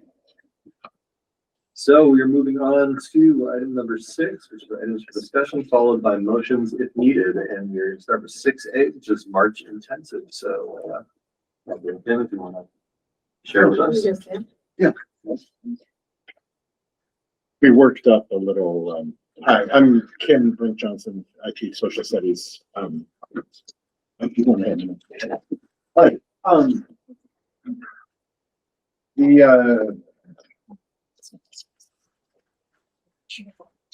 My sort of talking points. Thank you. The thing. We are here to, I guess, ask for your support or approval for a proposed March intensive trip to Norway, What? Iceland. Yeah, that's what I'm thinking. So here's the deal. The background anyway. We had, I talk about Norway every now and then, in class because I was born there. Also bringing it up provides kind of a contrast when I'm talking about US history. Norway shows up in newspaper stories and everything, stuff like that every now and then. Having to do with prisons, for instance. Windsor had a prison until relatively recently, and so talking about like approaches to prison and criminology, but giving them something else as a contrast enables them to see their own sort of environment in a new way. And so so I brought it up in world studies, I brought it up in US history, immigration, stuff like that. I'm an immigrant, so I talk about my own experience. So anyway, last year, I was approached by a couple of students who were like, what would be fun for Marching Towns? It'd be really great. There's a trip to Costa Rica, there's a trip to Mexico. They're like, what about Norway? Would you want to do that? I'm like, you gotta be kidding. I was actually in Costa Rica when we were talking about this. Right, yeah. So anyway, the students began to talk to me about it, and I was talking to Catherine, who had just done this trip to Costa Rica, and Catherine teaches science, and some of the stuff that I had in mind was sort of scientific, agricultural, biological. Also, the male sort of female combination when you're on a field trip works really well. Number of issues that way, like dealing with different people. So, and we get along. We work well as a team. So anyway, we began to work this up. So here's kind of our proposal. But that's the rationale. It's not. It didn't begin with me, is what I'm trying to say. It sort of reflects student voice and choice. And I approach it with some hesitancy. You might say kicking and screaming. Yeah. But anyway, here's right. So okay, we can talk. Okay, so anyway, like having Vermont firmly in mind, what we were sort of thinking about is that Norway and Iceland are both small nations with long histories of agriculture who have worked hard to come into the 21st century. And I kind of think that parallels what's going on here with a couple of things that I sort of want to point out. Both nations have built on traditions while embracing technology that has helped them project their societal values into the future. And we think that showing students what small nations, such as Norway, with like 5 million people, but Iceland has a population of only 400,000. So like it's an entire independent nation smaller than size of anyway, what these places are capable of could inspire our students to take some of those ideas and apply them to our state and our communities. Often we hear that Vermont is so small, or there are like problems of scale, or there are problems, right? And what I'm hoping we could show to them is that it's really more a lack of imagination. But anyway, so the visit would combine a trip to Norway. We'd go to Norway first. We'd do some things that I think would be really interesting, and I'll talk about that in a minute. And then a trip to Iceland on the way back. It occurred to me we could do this because Iceland Air, I don't know if anybody's flown Iceland Air, but they're a state-supported airline, so they offer this free layover, which you can extend for like multiple days. As So you part of a don't round need an trip ticket. additional. So you don't need an additional thing, but you can do it all the way back. So we would visit major sites, museums and cultural sites of importance, as well as things having to do with agriculture or science or energy areas. Norway is paradoxically one of the world's largest oil producers, but they also have policies in place to prevent the consumption of oil. They're I think the world's leader in electrical automobile use through subsidies and so on. So like they have energy stations as opposed to gas stations, you know what I mean? And that creates like a particular culture around the charging of vehicles and so on. Something else that showed up in a number of newspapers lately is something called the Northern Lights carbon capture facility. That is a sort of visitor center and stuff like that, where CO2 captured, frozen, and then pumped like deep underground as a way of like reversing actually It's trying to kind of solve a Yeah, global yeah, warming issue. CO2 kind of thing, which is like, it's really sort of wild. But anyway, Norway's big on aquaculture, it's big on hydroelectric, wind farms and stuff like that. But also with regards to our own area, and this is our paragraph here, I became really interested in sort of, I don't know, I read a lot, but there was this book I read a while ago called The Shepherd's Life by a British guy named James Rebanks, who runs, he's sort of a traditional shepherd in the Lakes District in England. And I had a conversation with Amy Richardson, the wife of Scott Richardson, who's on the board for a long time. She was in charge of farm to school at Windsor Schools for a while. And we had a number of conversations. I mentioned that book and she's like, oh, wow, that's really interesting. We're going to the Lakes District and stuff like that. So she connected with him. And I sort of have had kind of sheep farming on the brain since then. There's a National Book Award nominee called The Salt Stones by Helen Wybrow about sheep farming in Waitsfield.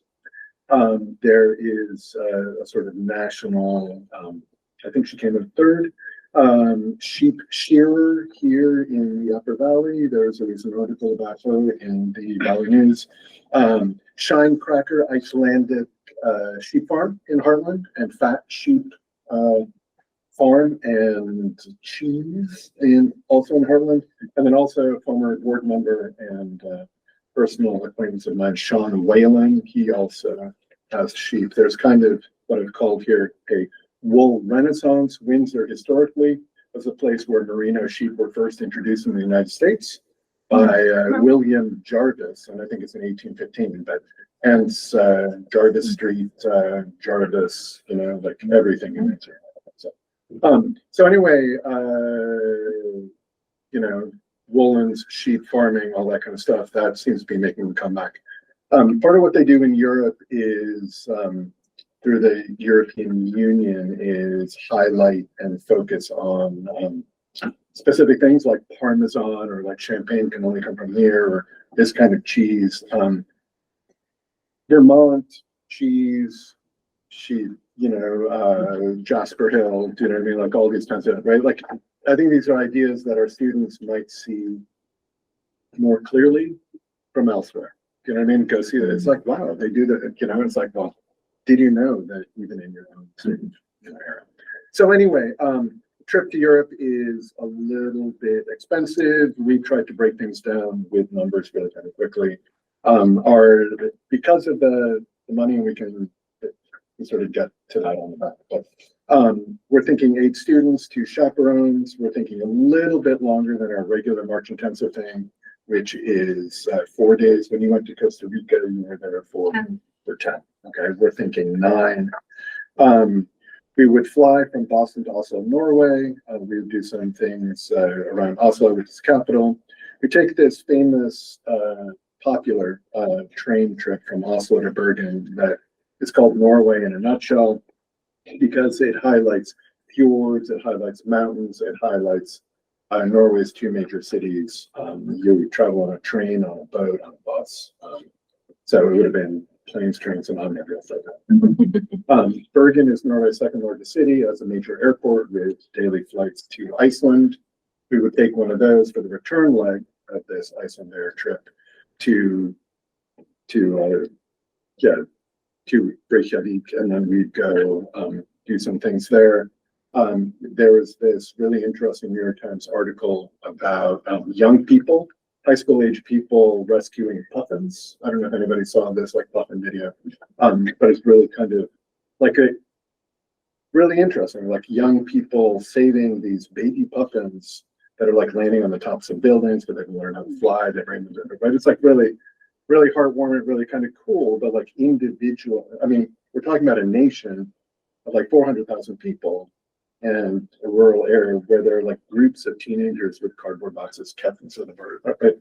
You should see the video, you know, like puffins, Iceland, New York Times. And it's like, oh, okay, I want to fund that.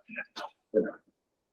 All right, brass tacks, Kim, come on. Good. Okay, so we dialed up Icelandair flights, they're about $500.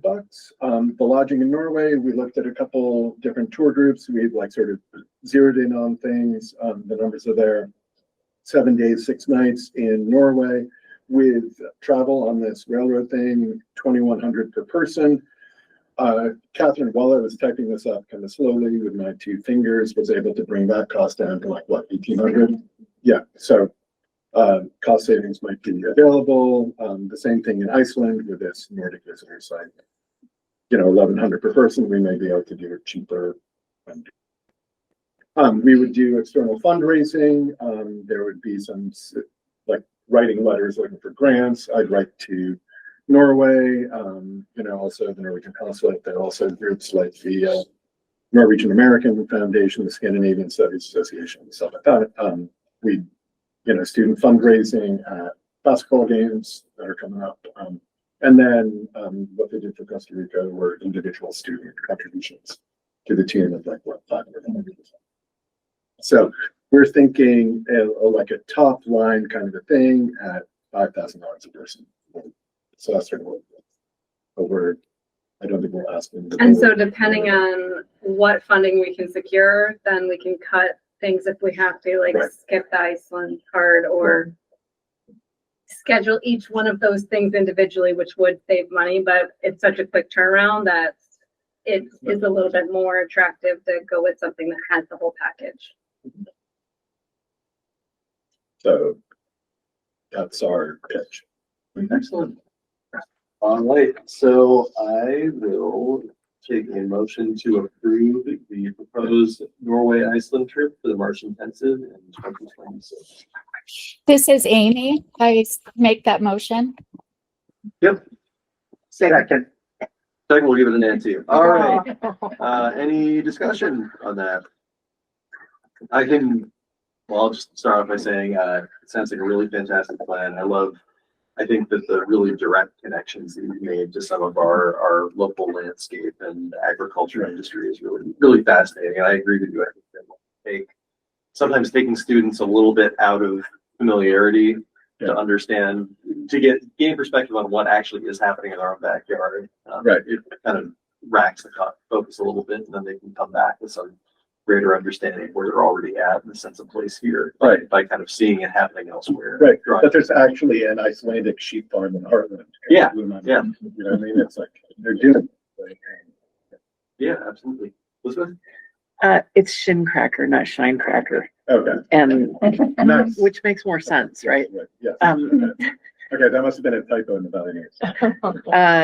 I really love I refer to the comparison between Iceland and Vermont all the time in my work at the legislature, because I'm like, look at what they're doing and look at what we could do. But the difference is that it's something like more than 90% of Iceland's population lives in one city, and Vermont, our biggest city, is actually like 50,000. So, but it's not technically a city.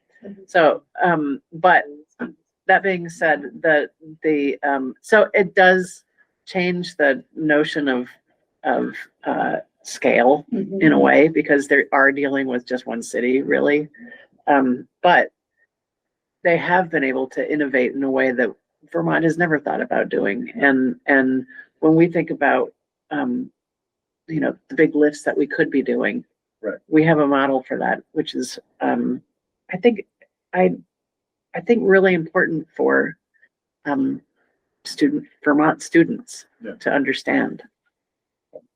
I'll throw in too. I think it's been really fascinating and really heartening to see the different places that we're getting students to do. It's not, I think it can be, there's nothing wrong with this necessarily. It can be easy to find like a great trip and just kind of run it. But I seeing the diversity of different experiences that we've been providing our students has been really fantastic. Also for me, I think it's important to give them an opportunity to go somewhere they probably never would go. No offense, Kim, but Norway, it's not like on your top 5 places to visit in your lifetime, right? So this gives them an opportunity to go sorry, Kim. This gives them an opportunity to experience something that maybe a lifelong member would be able to. And Bergen is one of the most awesome places I've ever been to. I'm It's so not glad that you're we going there. shouldn't be going there. It's just not, it's not in the like mental space of United States people. Absolutely. Kate's brother was United just there. States students. Yeah, I know, great. Any other comments from? Actually, I just sort of, Yeah, what's like up, one, Linda? like if fundraising went really well, could you take more than 8? Like, is that, Yeah, it's a, Yeah. like, it, like, Yeah, you know what I mean? Like, not, I wouldn't I'm be just against it. curious. So, the reason we came up with 8, so when I went to Costa Rica, the 2 times we went, we had 11 and we had 10 and we had 2 chaperones. But on that trip, there were other adults that were managing the kids. And so going out to dinner, right, is just going to be hard. Everything's going to be hard with a group, especially without like a company that's like setting it all up. Yeah. So we were thinking of keeping it small. So are we open to taking more? Sure. I'm just curious. No, I think that's a good assessment. I'm just picturing, also on the Costa Rica trip, there were 14-year-olds. And so that really changes things. So we've been thinking about that as well. Because there's fewer adults, like, could we have an older population? Sure. Any other comments from the board? Okay. All right, well, I will take a roll call vote to approve the proposed Norway Iceland trip for the March 10th of 2026. And I will start with Megan. How do you vote? Aye. All right, Nancy? Aye. Amy? Aye. Elizabeth? Aye. Bill? Aye.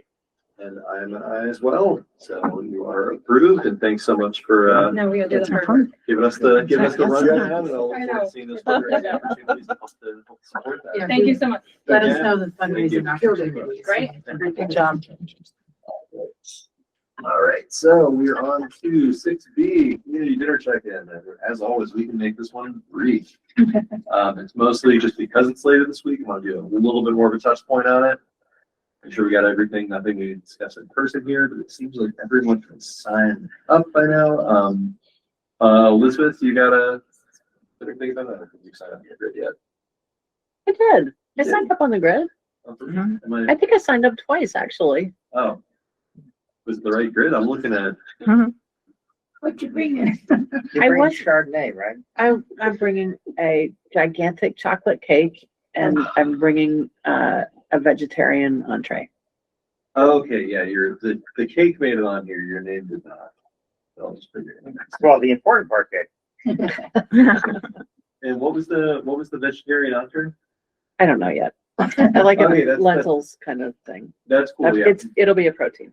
that's great. Yeah, because I'm doing cabbage soup, which is decidedly not a protein. Cool. All right. So as long as we're all set, there's no questions we need to talk about in person. Yeah, because I'm very. Yeah. See. Yep. Bill's bringing meat. We know that. And What's new? I'll forward you all, Mary, she sends Mary this materials in her planning. She's gonna send out the logistical email earlier, so I'll forward that to all of you, but, I'll be there 4:30. 5:30 to 6:30. Yep, I'll be there right at the beginning. Service time. Yeah. No, I gotta be specific. But yeah, I'll be there right at the beginning, so, if you need to trickle in between 4:30 and like 4:45, 5-ish, that's fine, but I'll kind of start it off and be working with Mary in space together. So, yeah. So we've done it before now, so it's a little bit less of a mystery, and looking forward to it. I hope the kids are coming. I am bringing Hannah, if that's okay. Yeah. I'm bringing She's Hannah. excited. And Daniel are like the most important members of our team. Excellent. Okay. So we are on to 6C, which is the Budget Advisory Committee follow-up. I think that's our administrators. Yeah, I think Tracy and Tracy's Jen. taking mine. Yep. Tracy. Tracy, you want to talk? Sure. We have 3 meetings scheduled. We did have some community interest on both sides. Jen, you'll have to help me with the Albert Bridge names. I know Amanda, who's in the room, is interested in being on the Building Budget Advisory Committee. Brittany Preston from I think she lives in Brownsville actually, is joining. And then Jen, you had 2 other families who I don't know. So we have Ryan Thompson Chris Nesbitt, who served last year, and Liz Frederick, who showed interest. Right, and we have meetings scheduled for Sarah Higgins. So I mistakenly said Sarah Higgins instead of Oh. Ryan Thompson originally. Oh. So sorry. Did Do you you not? I'm not- Sorry, I flipped him. Participate if I can. If you don't need me, that's fine, but I got it on my calendar. So I'm sure. All right. Jen, did you added the newest names to our meeting list? Invited them to the calendar invites? I'll have to check, see who I've invited to the calendar invite at this We point. can touch base tomorrow. Our first one is November 21st. And then again on December 5th and December 19th. So we have scheduled three meetings.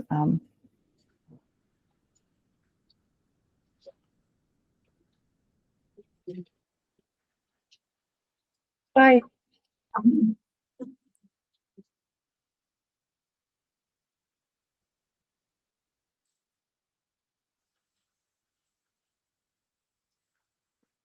Right. Any other budget committee update, or is that just kind of? I think that's where we are. Primed on Yep. the groups together, we got meetings planned. Excellent, all right. So I guess that kind of leads us into 6D, which is preliminary budget conversation, and Christine, I believe that. Yeah, I can give a brief Yep. summary of kind of what we've been up to. So as you heard tonight, a lot about Act 73. There's another piece of Act 73, which is the class size minimum legislation, which goes into effect next year. And it's my understanding that that goes into effect regardless of whether there is a map selected or not. The class sizes are a piece that happen next year. So those minimums are as follows. Grade 1, there are no requirements for kindergarten. Grade 1, 10 students. Grades 2 through 5, 12 students. Grades 6 through 8, 15 students.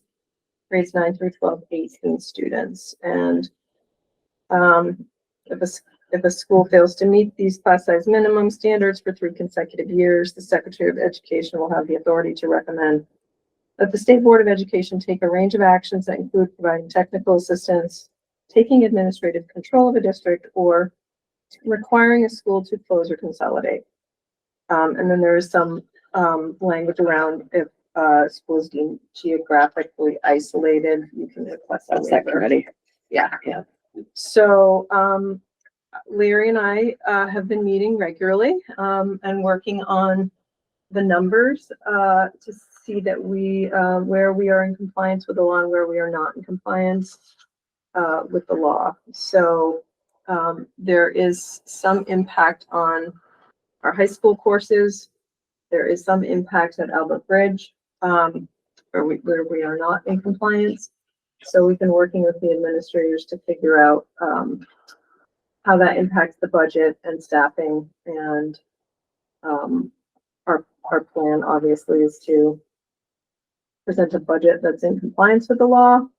And then we'll present it to the Budget Advisory Committee, obviously, and go through that process, and then come back to the board in December with the budget for you to go through with us. So backing up, the budget committee is not going to decide the configuration of Albert Bridge School, are they? No, Okay. no. And I so think- are you deciding the configuration of Albert Bridge? Who is No. deciding the configuration of the school? You mean what the grade levels are? Yeah. I think that Jennifer and I met with Larry. We talked about some scenarios that might comply with the law. And But the law, it just, as a reminder, the law is it's not just 1 year, it's 2 years of the class size. It's not a 1 year snapshot. Yeah, it's So 3 year average. I've been looking for that language and I cannot find it anywhere. where it says it's an average. So if you have it, please send it to me. I've asked, you know, what I read to you is what I've, found in the law itself. So I know that it's, if a school fails to meet those numbers for 3 consecutive years, that's when administrative action can take place, but, I would, if you have that, I would very much appreciate you sending it to me, or I will. anybody. Yeah. So so we are doing the numbers to see where we're at for next year in terms of, class sizes and staffing. And no, I'm not deciding the configuration. I'm presenting, where we are in compliance and where we're not, based on the law. And none of this is easy, and none of this is anything that any of us really want to be doing, but, Because we're merged with Windsor, the classes size has to be merged. Could they be merged too? What do you But mean? could merge it, but is it, I guess your question, to clarify your question, is it building based or is it district based? Yes, that's. I think the way that, Larry created a spreadsheet, and I'm pretty certain he did it by school. He did it by school, Yeah. yeah. We can certainly look at it in, But the question by is, what's the district. law? The law is, Well, you're looking at it as, Yeah. we're talking about classroom sizes, correct? we're talking about, teacher to student, ratios. Okay, so I think when we say class, and that we Yeah, think all of the students that no. are at a grade level. We're not talking about teacher-student ratio. They decided not to go with teacher-student ratio. It's They by decided the to go with, cohort, right? yeah, Yeah, by student the cohort. population, By the cohort. not the ratio. So it's how many students in first grade?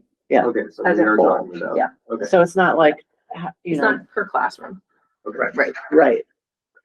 And so you could have one classroom with 20 students and one classroom with 10, and that would meet the needs of students, but still meet that. Meet the law. But the question would be, before you go too much forward, is it district based or is it building based? That's sort of- The way we figured it to start the work was building based. We can look at it. Thank Can you. I ask a question?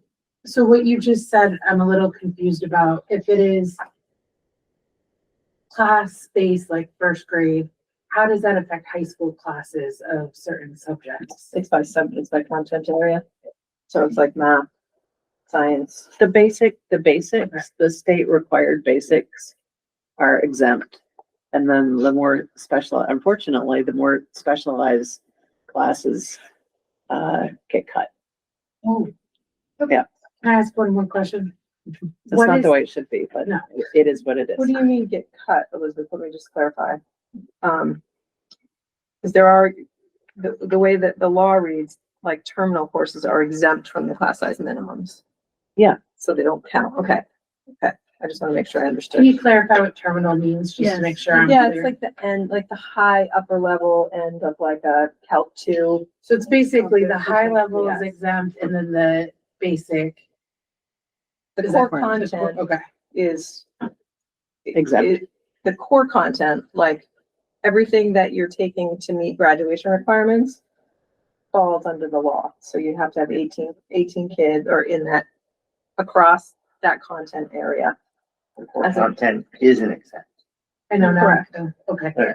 Core content is not exempt. That is part, the only thing that's exempt is the top level, like So AP classes. These are and- these are the exempt following classes.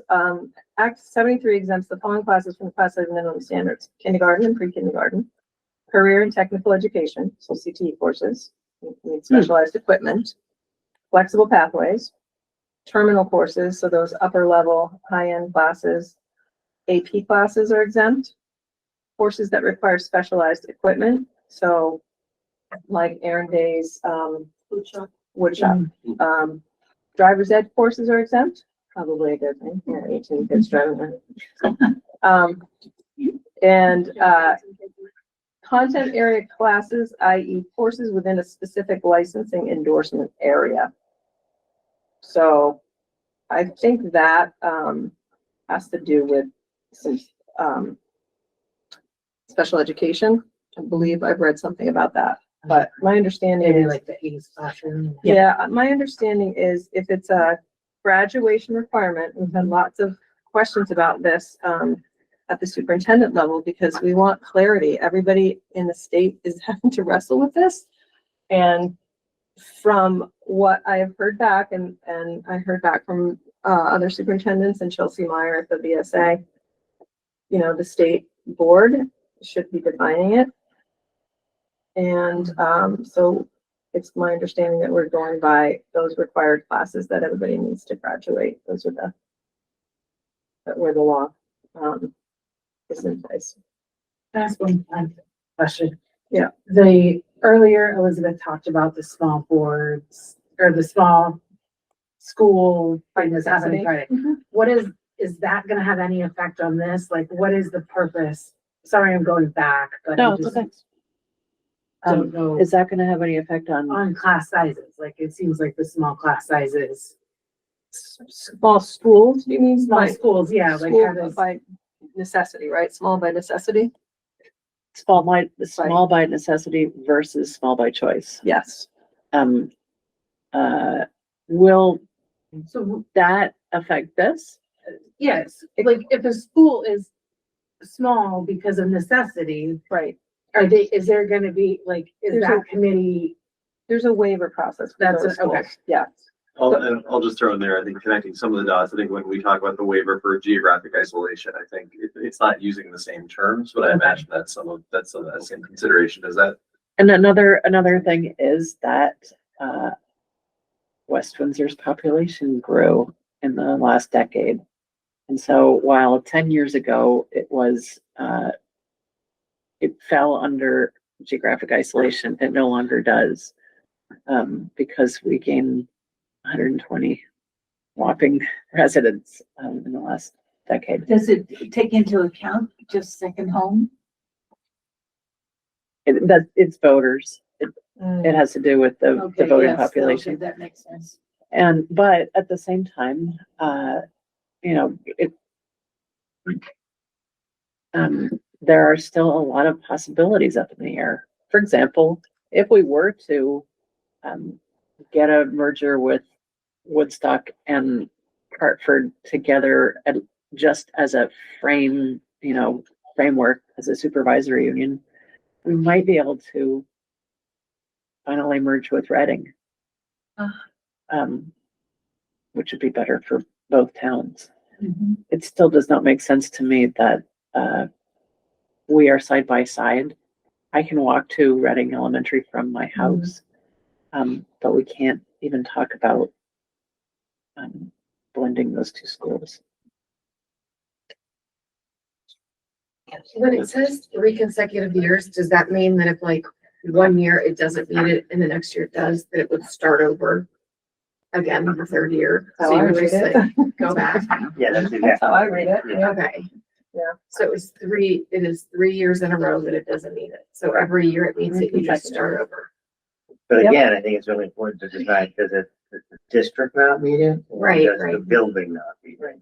And is it an average? I'm pretty sure of it's a 3 building. years? That's the other question. No, That's what, but that's the question. It is. yeah, Elizabeth said it was the average. It's a you said 3-year average or 2-year average? No, I'm no longer sure. Okay. I think it's a 3 year. None of us I don't are. want to give out this information. So it sounds like I've one. searched. I've run through It it. sounds like one thing that'll be valuable during this budget meeting process is to get some Clarity. clarity around exactly what Yeah. these things in the We've legislation. been I trying, haven't- And I know I you've can- been trying. Yeah, I can find it as soon as I get home. Because there are things that there are known knowns and there are known unknowns and there are unknown unknowns. Donald Rumsfeld. It's one of my favorite poems. And, yeah, so, yeah. so there are definitely areas that still are remain to be defined in all of this. But that being said, the members of the commission who wish to close small schools as quickly as possible were all about today, in the meeting today, how they can rely on the class size thing to do the work for them. Well, So I think that's why they, adopted it. of course it is, Yeah.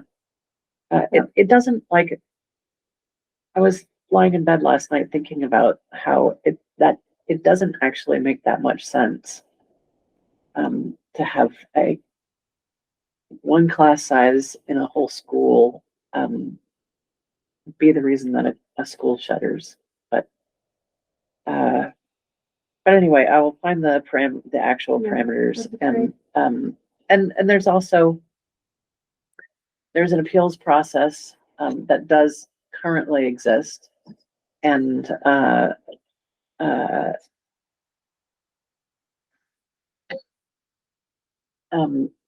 I think we'll find out whether it's 2 years or 3 years and whether it's an average. I don't think it actually makes that much sense for it to be an average Over 3 years. over 3 Yeah, years. I don't think so either. It's 3 years I couldn't running, find it, but but if you I find just it. looked online. It doesn't use the word average on the AOE website. No. It uses the word average on ChatGPT or AMA here. oh, you But- can't trust No, ChatGPT No, on I know. It Vermont does not statutes use at the all. word average on the AOE website. No, I couldn't find it. I've looked, it's come up. Okay. We've met with people. And it doesn't say anything about over the 3 years of an average. It says the numbers in the classes that they're giving, like 10 students to grade 1, 12 students to 2 through 5, 15 students to 6th through 8th grade, 18 students to 9th through 12. You're saying that those numbers are averages for like the size, Yes, within the grade level or within the content area. but they're not So saying. you could have a class of geometry with 15 and a class of geometry with 20, and you would meet the requirement. But they're not saying the average is pertaining to the 3 years. Right. That makes sense. It sounds like maybe those two concepts just got muddled. So that's what we've been working on, and that's what we were tasked with. Like I said, it's hard work, not anything that any of us really want to be doing, but Yep. I feel like it's my job to bring you the information. And according to the law, knowing it's really not necessarily coming from, I mean, I feel like we're doing what we've been told we need to do. And then, we'll come back in December with a draft budget for you. And we can talk more. Well, I am glad this particular year, we have, I think this is the base budget we had. Yeah. Considering what, 2-3 years ago, we didn't have one at all. Right. So I'm glad that some of the folks are involved, especially with a lot to talk about this year. See where we're at in December. Sounds good. All right. Okay, we have made it to item 7, setting the next agenda. So we're gonna look at the budget. And hear from budget committee. Let's see, anything else on the work plan? We put up. December is budget. We had a tentative presentation from students at ABS. Is that on your? It is on our radar. Okay. Yep. I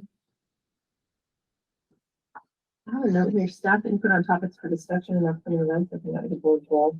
We're gonna revisit in a minute. What was that, staff? Staff input, Oh, yeah. board outreach to the community and staff. Find opportunities to engage with the community and staff. I think that was a strategy for working on that goal. We need to put on topics for discussion. Sure. How would you like to do that? I mean, I think just putting it kind of broadly. Out to the staff? Sure, yeah. No, okay. Yeah, okay. I get what you're saying. So, Brain's going a little bit. Approaching 9 Is o'clock. there any engagement with the staff you'd like to have prior to the meeting about input? Yes. Okay, If, yeah, I think just putting a general question out Yeah. there is, I mean, yeah. Yeah. You know, on there. just that. Awesome. Thanks. Got it. As an agenda item, it can Yeah. just be put as that broadly. That's where my Yeah. brain was going, but yes. And I that's a can good bring idea. back, or we can bring back administration, can bring back any topics they. Yeah.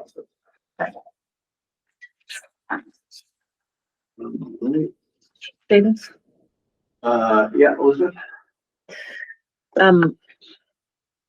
I don't want to spend any more time here tonight.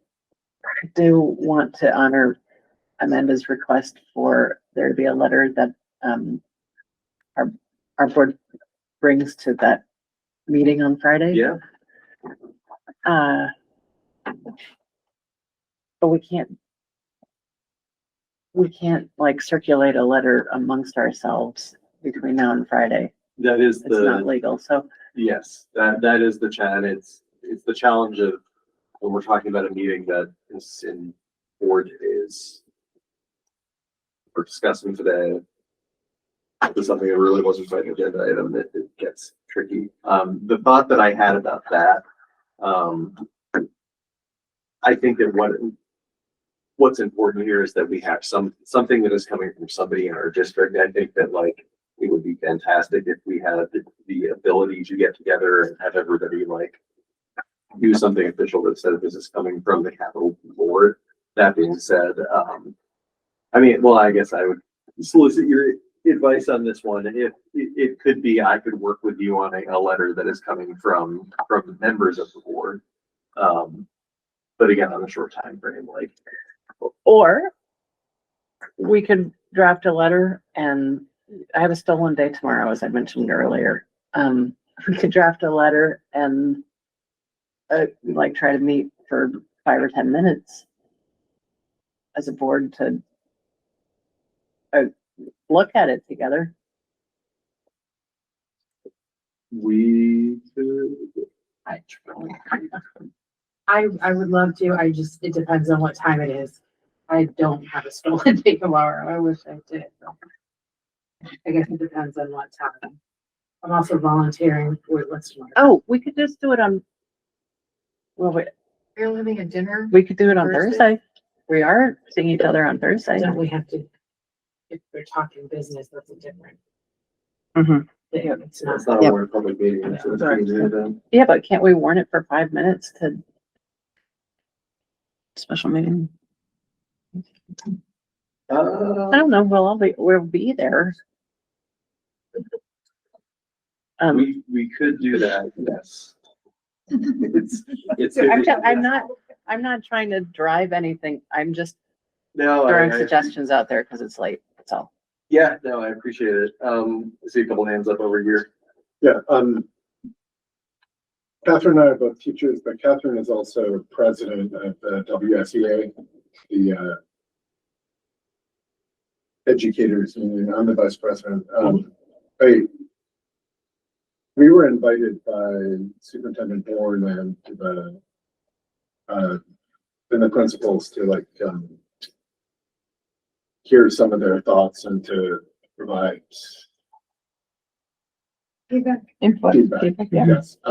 So we did write something up, which we shared with Christina earlier today, and we have copies. I don't know if that's appropriate or wanted, or but we do have them like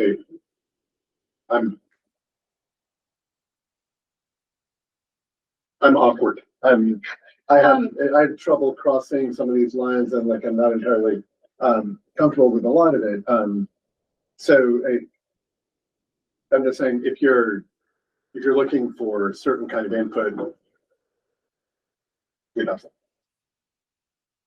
Yeah, and I got distracted because I was looking for the word average, and the very last bullet point of things that are exempt says content area classes, ones that require specific licensing endorsement areas, which is what all of high school is. So I'm just confused what that means. And so I potentially missed my opportunity to share this letter with you. And Kim's like elbowing me and I was like, what does that mean? Content area classes, that's the entire high school. I mean, mine is 7 through 12. That's a specific endorsement.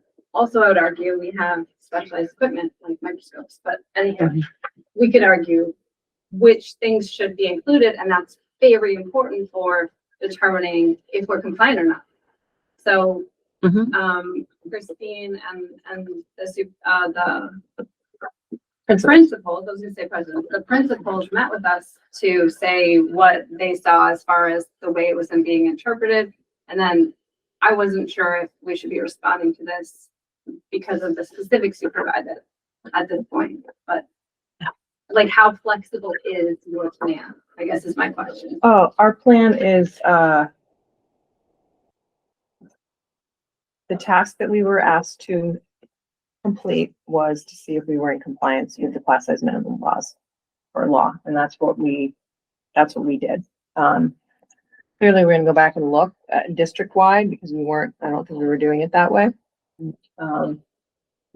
And to get clarity around content area, I'm quite certain it's not content area. I know, but what does it mean? Well, right? are you reading the law or I'm the reading the AOE? Vermont AOE website. So look at the actual law, find H 454, and it does say a little bit more about the content area. My understanding, and Don't look at H 454, look at X 73, because they Yeah, are very yeah. different. My understanding was from the questions that I've asked at the meetings that I've been out at, what was shared with us was any class that is a graduation requirement falls under the law. But I'm getting my information from people that are interpreting this law, and it's the state board that should be giving clarity, which is what I said to Chelsea, which is not her fault, but I'm like, we are supposed to be building budgets right now. And what does this mean? And so that's the information that I've been given, so. But you also need a certain number of arts classes, not specific classes to graduate. So how does that work? Say that again? So in order to graduate, you have to take 1.5 credits of art. Yes, But those weren't part of the conversation. our conversation. No, we did not bring art, we did not bring related arts into that conversation. Right. It was just the core, subject areas. I guess that's my point. It's open to interpretation, and so we do need time to sit down and agree that this is what they are going to be expecting of us. Or it would also be a good thing to bring to that public comment thing on Friday. Yeah, for And- sure. But it also, there are a lot of, it just like everything else in that act, in that law, it's muddy. And so it's something to ask the State Board of Education about. It's not It's muddy. necessarily, Yeah. yeah, That's a good because word for it. it can, it can already be, according to the statute, it can be appealed. On what grounds? Can it be appealed again? Can it, what, can each school in our district appeal it? How long will the appeal process take? What do you have as an appeal process? And so on and so on and so on. Which is why we're reticent to sign off on risks. Yeah. As an But education. it is, Yep. but it is our understanding, and this is the nature of what we were writing up, that Christine is in the budgetary process based on classroom minimums. That's the engine that's driving the bus. Yes. And I do want to point out that they worked really hard to have the least impact possible. Yes, To yes, be fair, absolutely. and we Yeah. appreciate and understand that. I appreciate the timeline in which this conversation is happening. It is important, but I just want to remind, we had that discussion, we closed it, we moved on to deciding next agenda. I think the budget committee is going to get to talk about this. I want to hear more discussion of this when you do. Yes. All right. So other thing, just because I was left up in the air, as far as advocacy at this, it's not quite setting the next agenda, but I think how about this? I will reach out to you all because we don't need to be in the setting to logistically schedule things, so I will email the board. We can find a time to, whether it's directly before or maybe directly after we do the community dinner that we're all going to be at. We can warn something very quick. Come together, you and I can draft something, we can agree on it, and that way there can be a collective sign off on it, and have that even before the at the meeting on Friday. Which Is there an entity to send a letter like that to? Yeah. so I will do that. Any other items for the next agenda? I didn't see any others. I think budget will be. Yep, budget, absolutely. We're gonna talk about, just we're gonna kind of solicit feedback from staff and make sure that we're, seeing how we can. Probably want to talk about the budget. I think so. Yeah, I think just generally, we have these long conversations. I think we just make sure that they're explicitly cited as agenda items to make it easier to plan for. All right. So, and if anything else comes up between now and then, We'll be in touch. we'll be in touch. And the task to set up that brief special meeting. You'll just let me know and I'll get it more. Yeah, and we can do that. I mean, besides we do, I can do all that. Okay. All right. Okay. So we are on adjournment. All those in favor of adjourning this meeting, we'll just do a voice vote. So please say aye. Aye. Hi. Opposed? All right. So we are adjourned at 9:07 p.m. So we're being here.